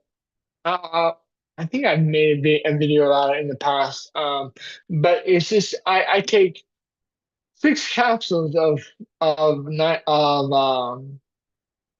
magnesium a night, and it does wonders for my sleep. Um, and that's optional for you. I just personally I like it. I love it because I'm getting great sleep, and it yeah, I don't know what else to say. Um,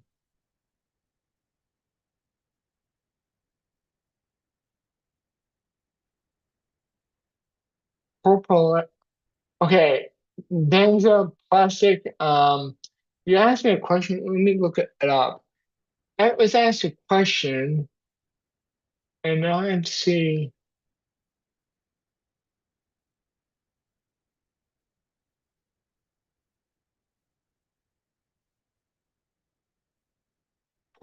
She asked about propionic acid, and I don't think that it's safe to consume. It says here that it's a colorless, oily, and corrosive liquid with a strong odor. It's used as a preservative, flavoring agent, and antimalarial. Okay, so if it's preservative and flavoring agent, then obviously flavoring agent means that yeah, you can consume it. Uh, but I don't think it's would be something to like eat a lot. Oh, one thing you brought up is butyric acid. The butyric acid, that's a short chain amino acid. Um, and that is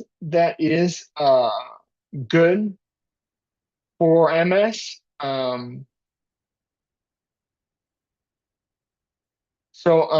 But what I was looking something up earlier, and it said that it was in.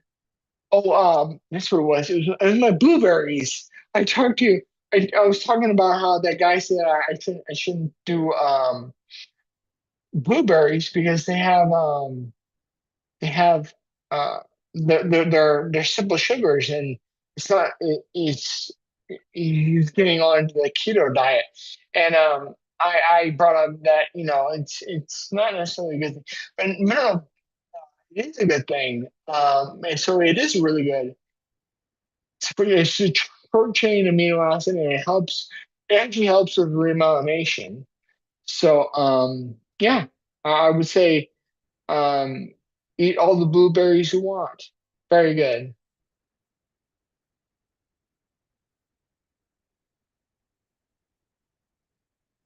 Angela, you spoke it like a true expert. She said always take niacin after you have some food in your stomach in order to minimize the flushing sensation. Yeah, as I said, I agree. You want to have food, and you have one. I when I take my morning, my niacin in the morning, I always take it. I have by the time I take it, I've drunk 93 ounces of water. I know that sounds crazy for you guys. It's a lot of water. Um, and so you might not be as much, but I always have 93 ounces of water. And I kind of built myself up to that level. I have my first round of food, and so at least my first round, because even on days I I worked out, I still have food on my stomach, so I have all that, and then I take my niacin, and then I still flush on occasion. So it's not all bad. It's not all bad. And if you're like me, over time you will grow to love it. I mean, niacin, all it is vitamin B3, and B vitamins, they're all good. And in our case, niacin is essential for us. So yeah, I shouldn't add it. I should make it one of my essential elements. How much how much water do I drink daily? Cold River. Uh, I drink. Have let me pull it up here on my phone. I have an app called Hydrate Spark, and I have set my limit to 135 ounces. And every day, this is at the end of the day, that's what my app looks like. 100. I always drink 136 ounces. It's because I know that this is my water bottle. It's 21 ounces. 21 ounces. Then I have my two morning shakes, which are 16 ounces of water each. And I know because that I do 2 cups, measuring cups, and a measuring cup is 8 ounces. So I do two, 2 cups per shake, and I have 2 shakes, so that's 48. No, 48. I don't know. Well, it's 16 per. And so I have 21 plus 16 plus 16 plus, and in my bathroom, I have um, my 10-ounce glass. So I have pretty much all my daily different bottles and cups and everything all set, so I know exactly what I'm drinking. So I always drink the same amount. I always drink this amount. Never more, never less. Never more, because if I drink too late in the day, which for me is afternoon, so definitely by this time on, if I drink afternoon, I'm gonna have to wake up at night to pee. It's a given for me. I don't know how about you, uh, but and I know if I drink less, I will have restless leg in my right leg, and that's not good. And so I, I drink this much to avoid restless leg and to get the amount of water I need. And but now that I have it, I'm good. And once you find your number, I would tell you, download an app like this, know exactly what you're drinking, and how much you drink, and record. And then, and, if one day you're like, I need more, well then you at that level. If you say, okay, I'm drinking too much because I'm waking up more than once at night to go to the bathroom, then you want to lower that.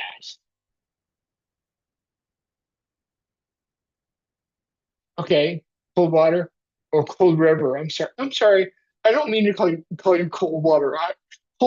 River. It's good that you have 100 ounces. That's good. I mean, I'm a pretty big guy. I'm 6 foot, in a guy. So I mean, you could be a woman that is, 5'5", and you don't need 136 like me. I'm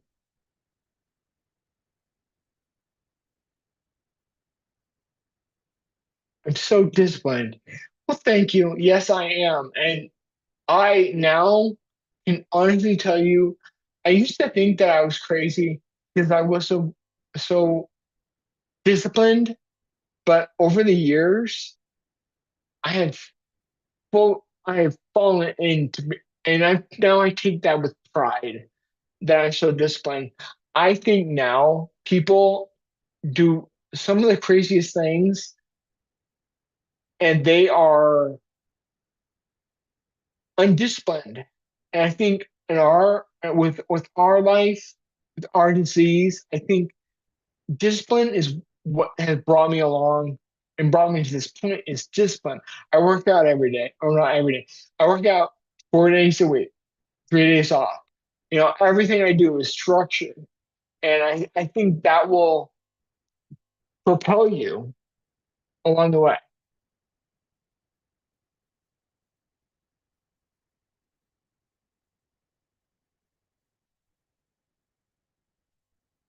Oh, okay. John, you said it's very high in grass-fed butter. Okay, it could be. I don't know. Uh, yeah, and it might also be in my coconut butter. Uh, but yeah, sure. I would not argue with that.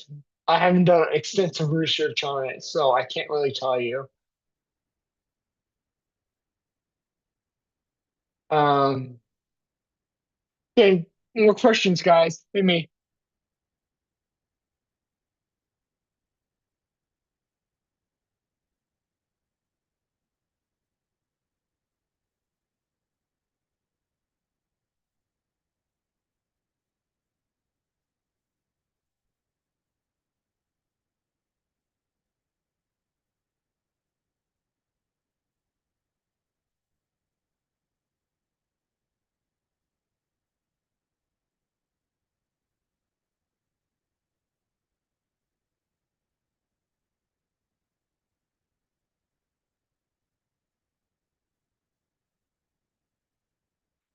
I do want to comment to you guys that I hate.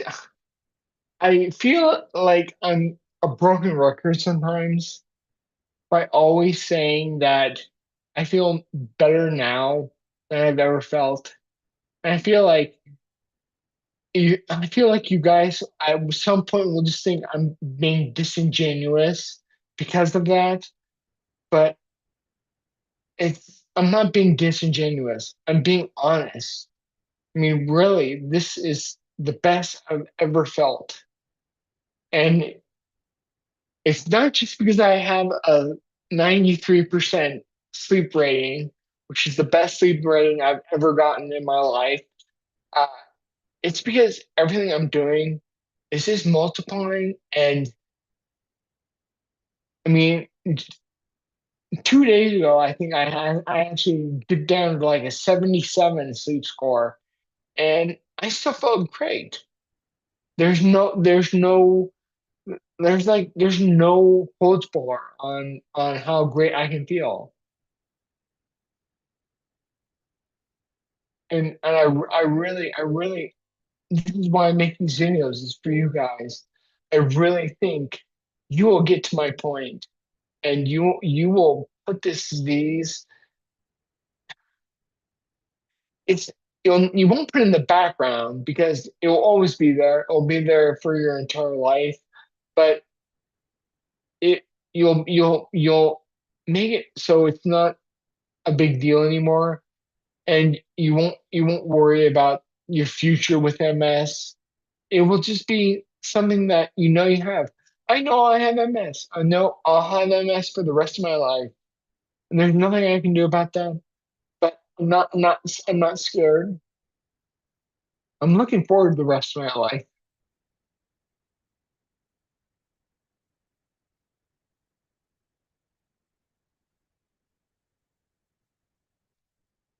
Okay, summer lady. I'm not put product list together. Maybe I should. Um, Actually, you know what? I can see. I'm gonna look at my all my supplements are over there on my nightstand. So I can tell you them right off the top of my head, or not off the top of my head, but just I'll point them out to you. I have uh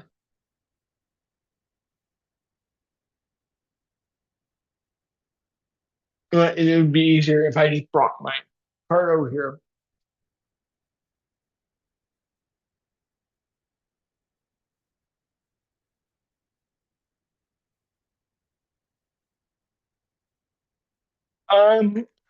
Coming guys, just hold on for a sec.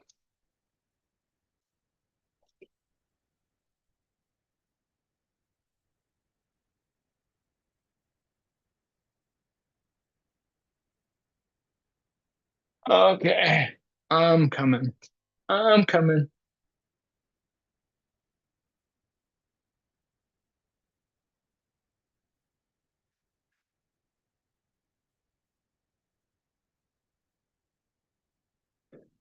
Okay.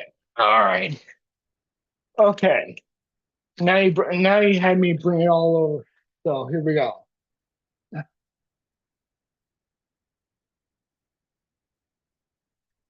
All right. Let's start off. Nicotinamide. You've probably seen in a recent video. I It says 2,000 milligrams, which is two capsules. I take four, so that's 4,000 milligrams. But I take that with my niacin, and that I take. So that's 4,000 milligrams of nicotinamide and 600 milligrams of niacin.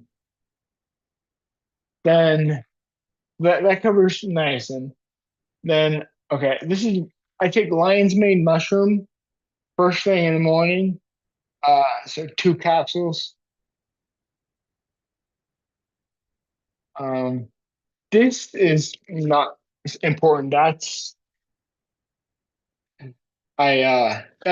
for a thing I have on my leg. It's not anything else related. Okay, this is the first there we go. Magon R. That's my first three pills of magnesium. I take three of them, and three of these Zima. And so I total 6 capsules of the magnesium. About let's say about an hour before bed. Helps me sleep great, great. All right, then okay. Well, more along the lines of sleep. I take kerosene. I'm sorry, I'm getting terrible reflections off. There we go. Kerosene. I don't know why it works, but it works and it helps me sleep better. And then ashwagandha, or ashwagandha, sleep again. Three capsules of each of those for sleep an hour before. Then I take one capsule of passion flower, sleep, sleep regimen, 3 in 1, sleep, obviously, if you don't know by now. Uh, GABA for sleep and 5-HTP for sleep. I know, I'm crazy about the sleep, but it's not that I can probably not take these, but I won't sleep as well. It's not that I need these to to get a good night's sleep. It's just that these give me so so much better quality sleep. I mean, I hate to get back to it, but 93 score sleep. So yeah, I could not buy all this stuff and get all right sleep, but I buy all this stuff and I sleep great. Then this is what I take. Well, I don't take this. I wear this. I melatonin patches. I wear two a night, one on each shoulder. Um, so what I do is about an hour and a half before I go to bed, I put one on. I think probably my right side.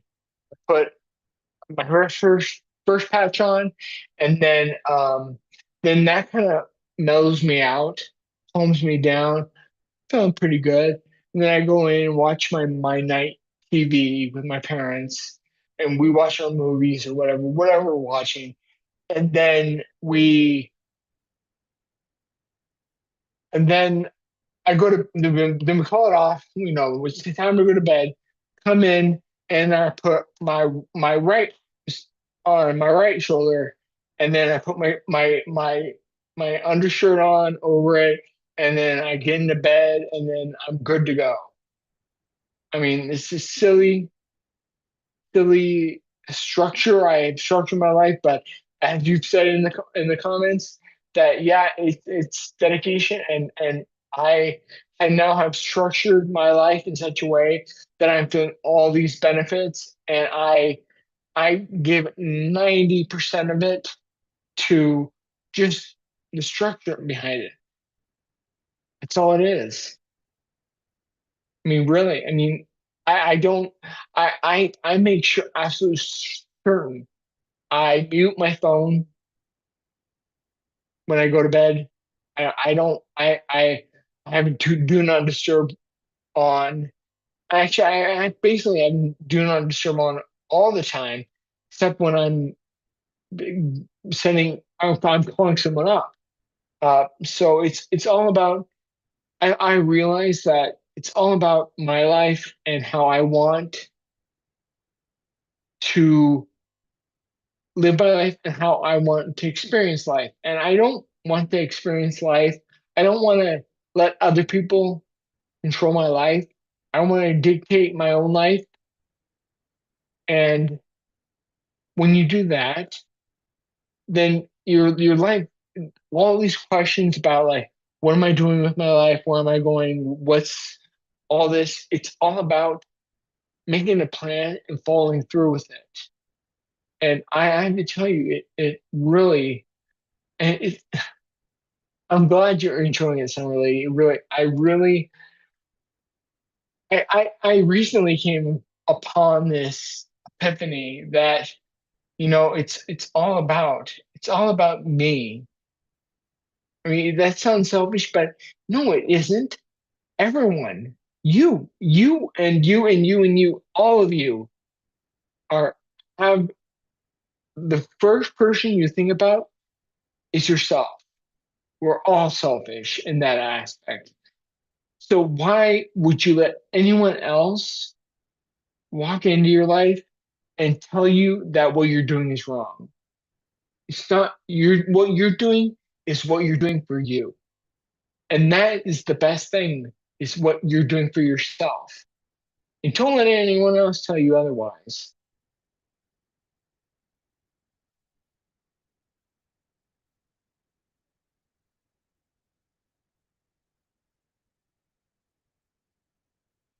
Yeah, Angela follows me.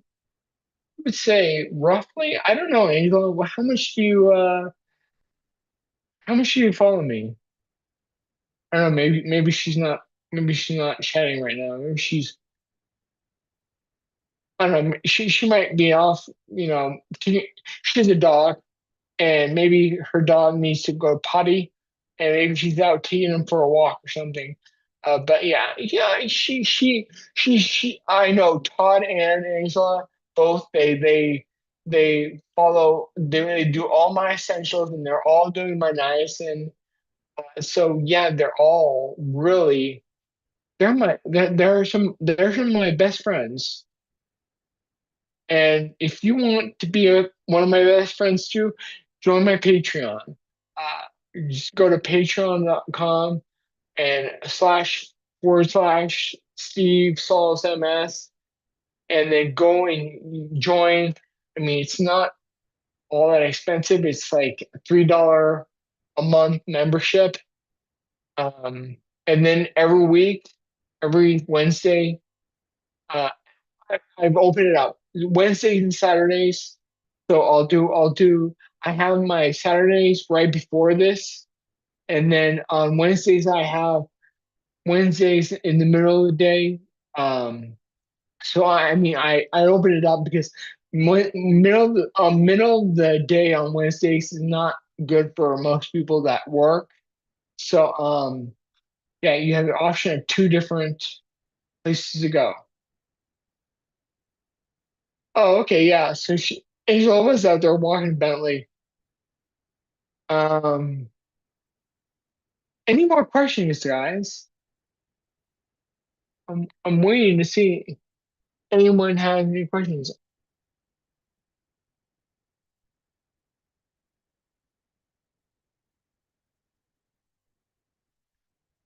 Uh, There was a reason I started off with the whole live chat with that comment I got about 54-year-olds and he can't do much. And I told you about my life back in 2007. I couldn't do much. And you know that video I always show on my in my videos, uh that that one with me and Crocker, my dog. uh he we took that.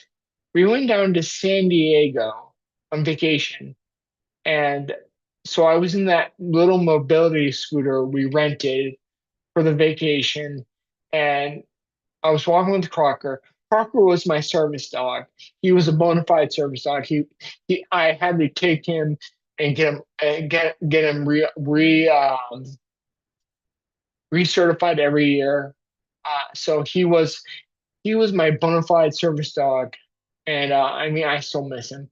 He died in 2019, but yeah, that was down me and Clark were down in San Diego, and I always take that because that was at that time because that video was shot in 2013, and I had bought my Bowflex a month before that, and we had just put it all together, and it was sitting waiting for me to start using when I got home that from that trip. And after that trip was the time that I started using it, and that that was the perfect time to record that video because it was my breaking point where it was like before that was my worst. That point was the worst point I was, and but that had been my life for how many years since at least 2007 or 2008 when I had my relapse. That had been in my life from 2008 to 2013. And then 2013 on, it was just a slow progression of building myself back up. And I can tell you guys, it's not gonna happen right away. I mean, you're gonna start doing it and you're gonna feel terrible for the first few weeks, few months.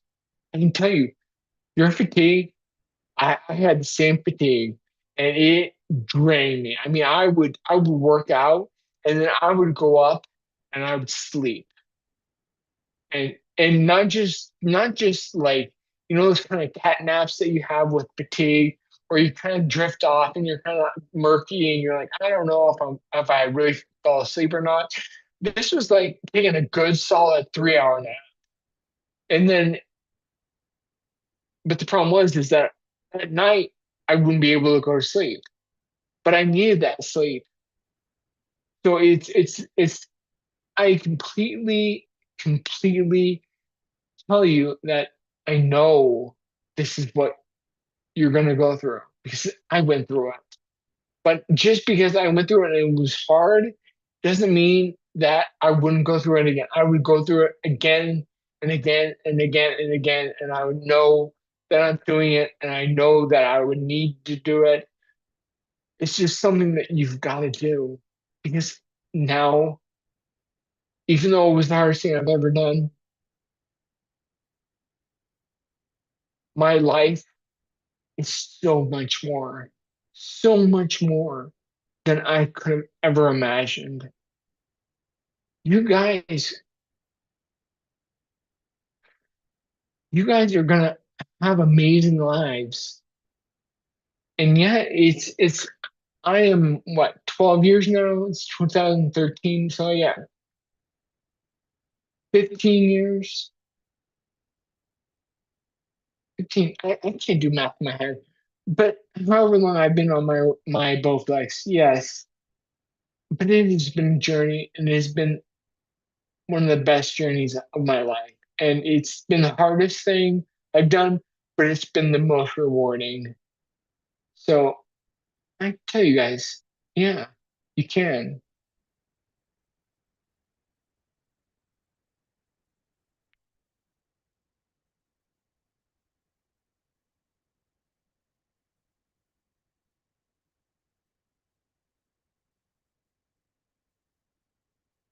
Summer lady, yeah. I'm glad this is making you so emotional because really it is. I always think about this. I always think about this for myself. And it is just it is emotional. It is emotional. And I can't believe I did it. I can't believe I did it. But honestly, more than anything else in my life, it's the one thing I'm proud beyond anything else that I did. And you can too. And you will, after 15 years of doing it, in doing this, you will look back on this moment and you'll be like, I am, I got this advice from this guy who did it, and he said that I would be so proud of this, and I am. And it will change your life. This will change your life. Not simply taking some medication and getting rid of a virus. It's about making a whole new life for yourself. And your whole in your life is worth it. It is worth it.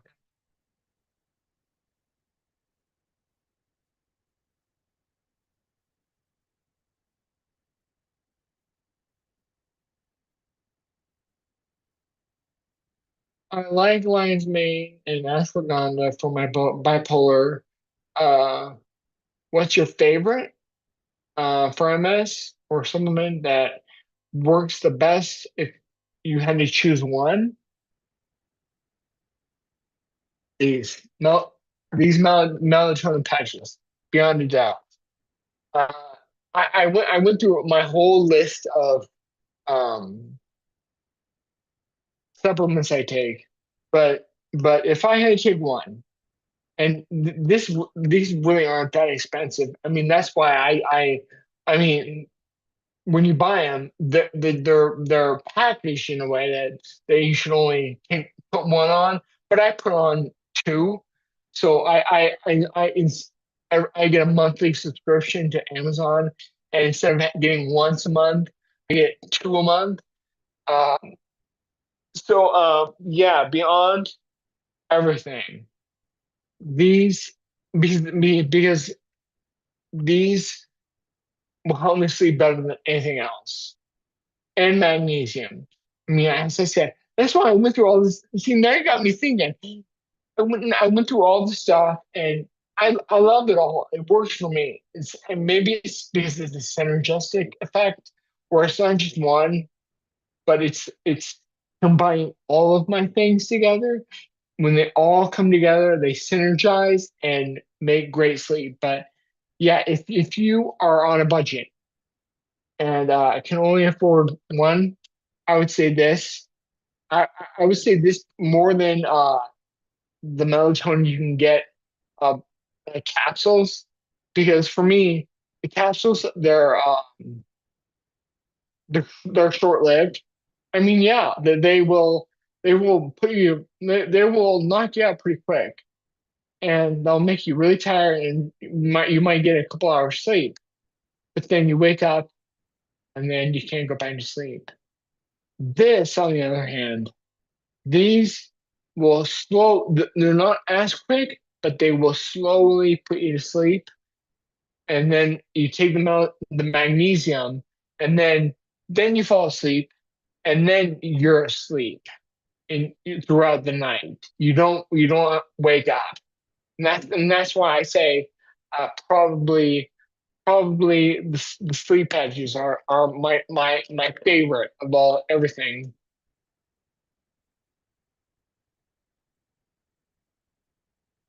Any more questions?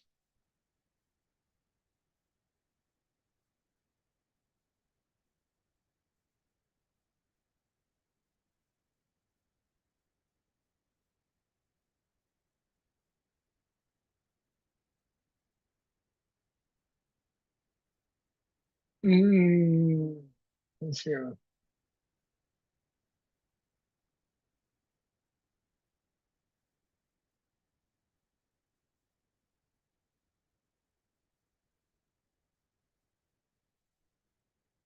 Oh, you guys are getting quiet.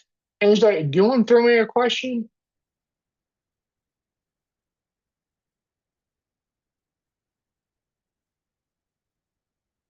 Just so I have something to talk about.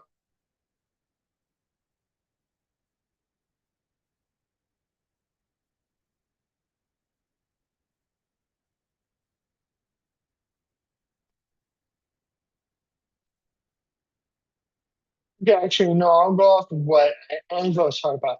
She said she gave her diagnosis after she was diagnosed with relapsing remitting MS. She could barely walk. Eight what was it? 800 steps a day. Now I'm up to 5,000, 6,000 plus steps in a day constantly.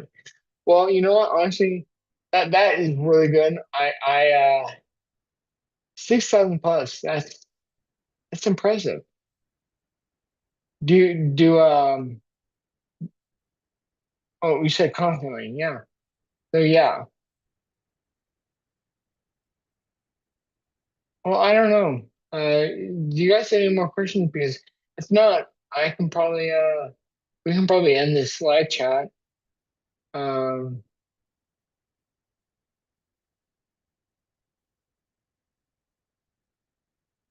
oh, so do I still take iodine?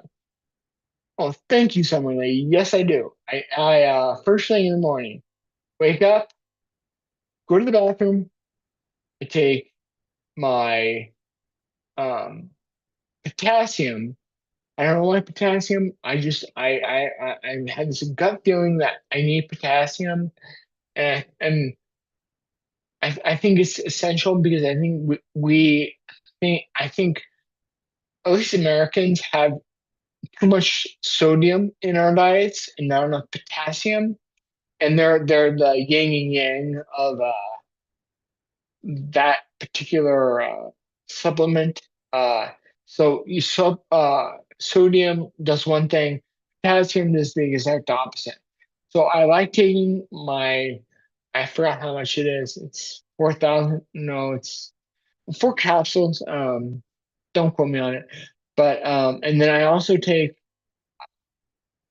my wild wild fish oil, which has my omega 3s, and I think that is essential.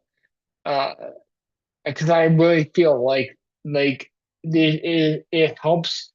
regrow myelin as well. And the kind I get is wild caught salmon, or not wild caught salmon, wild caught fish. So I think it is it's a capsule, and it has mackerel, um, cod, and another one in there that's wild fish oil. Um, oh, and iodine. Okay, iodine I think is nascent iodine, not to be confused with the vitamin B3. It's a different kind of iodine, and I think that the iodine, nascent iodine, is the best form to take um in swallowing. I think just 3 drops per day, and I've put in many videos in the past. Actually, I think I have a playlist on iodine, so just check that out. I think that works. Um,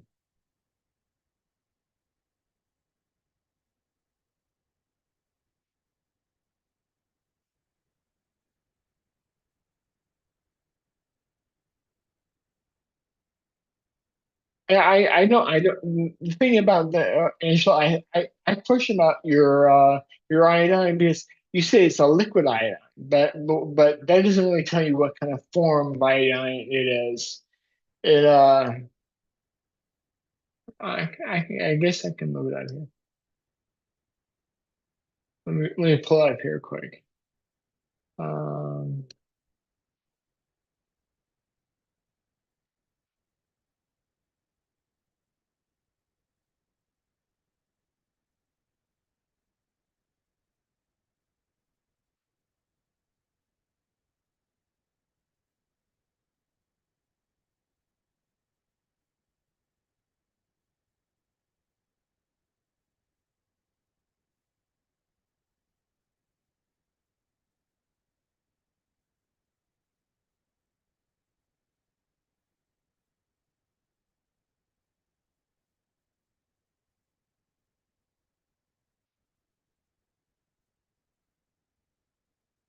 here we go. I'm gonna share my screen here. Um,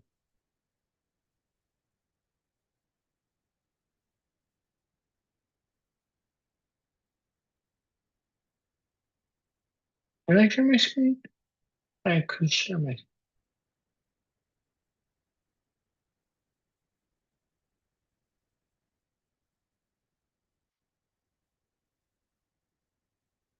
Here we go. Here we go. Here we go.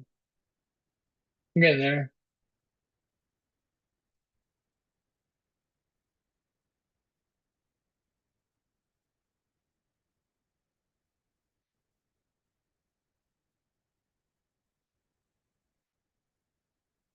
Whatever. Uh, I'll I'll figure that out later. What kind is it? It is oh, it's a potassium iodine. So yeah, this looks pretty. This looks all right. Um, yeah, liquid iodine plus.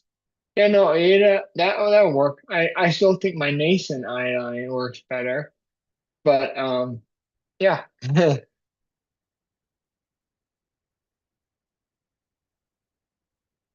And so you only say that you eat wild caught salmon because you live in the Northwest, and I when I lived up there, I should have taken advantage of that, but I never loved the fish taste. So I even though I lived in Seattle, I never had fish. I mean, I'd go to like the best restaurants. I mean, I remember I went to Salty's in Seattle, and I ordered a hamburger. So yeah, that's kind of how it is. All right. Well, I think this MS chat is doing pretty well for today. I'm going to be doing this every week, guys. I, I encourage you guys to I want to put it down in the description to the video. I'll put the link to it, and if you have Zoom on your computer and you want to like join me, you can, and I'll put a link to it and the password and everything, and then you can join. Um, and then you can turn your camera on or ask me questions if you have a mic. So yeah, I would love to be able to talk to more people other than just me sitting here for an hour talking in a room all by myself. But no, I love reading your guys' comments. So don't get me wrong, but I would love to see you as well. So but until next week, I guess that was the end of this, and I will edit that little incident out of the video with that guy who hopped on and yeah, whatever. So but until next week, guys, I love all of you, and you guys really are making my life so much better. Just knowing you and having you comment and talk to me. So until I hope to see you next week. So until then, have a good week. All right. Bye, guys.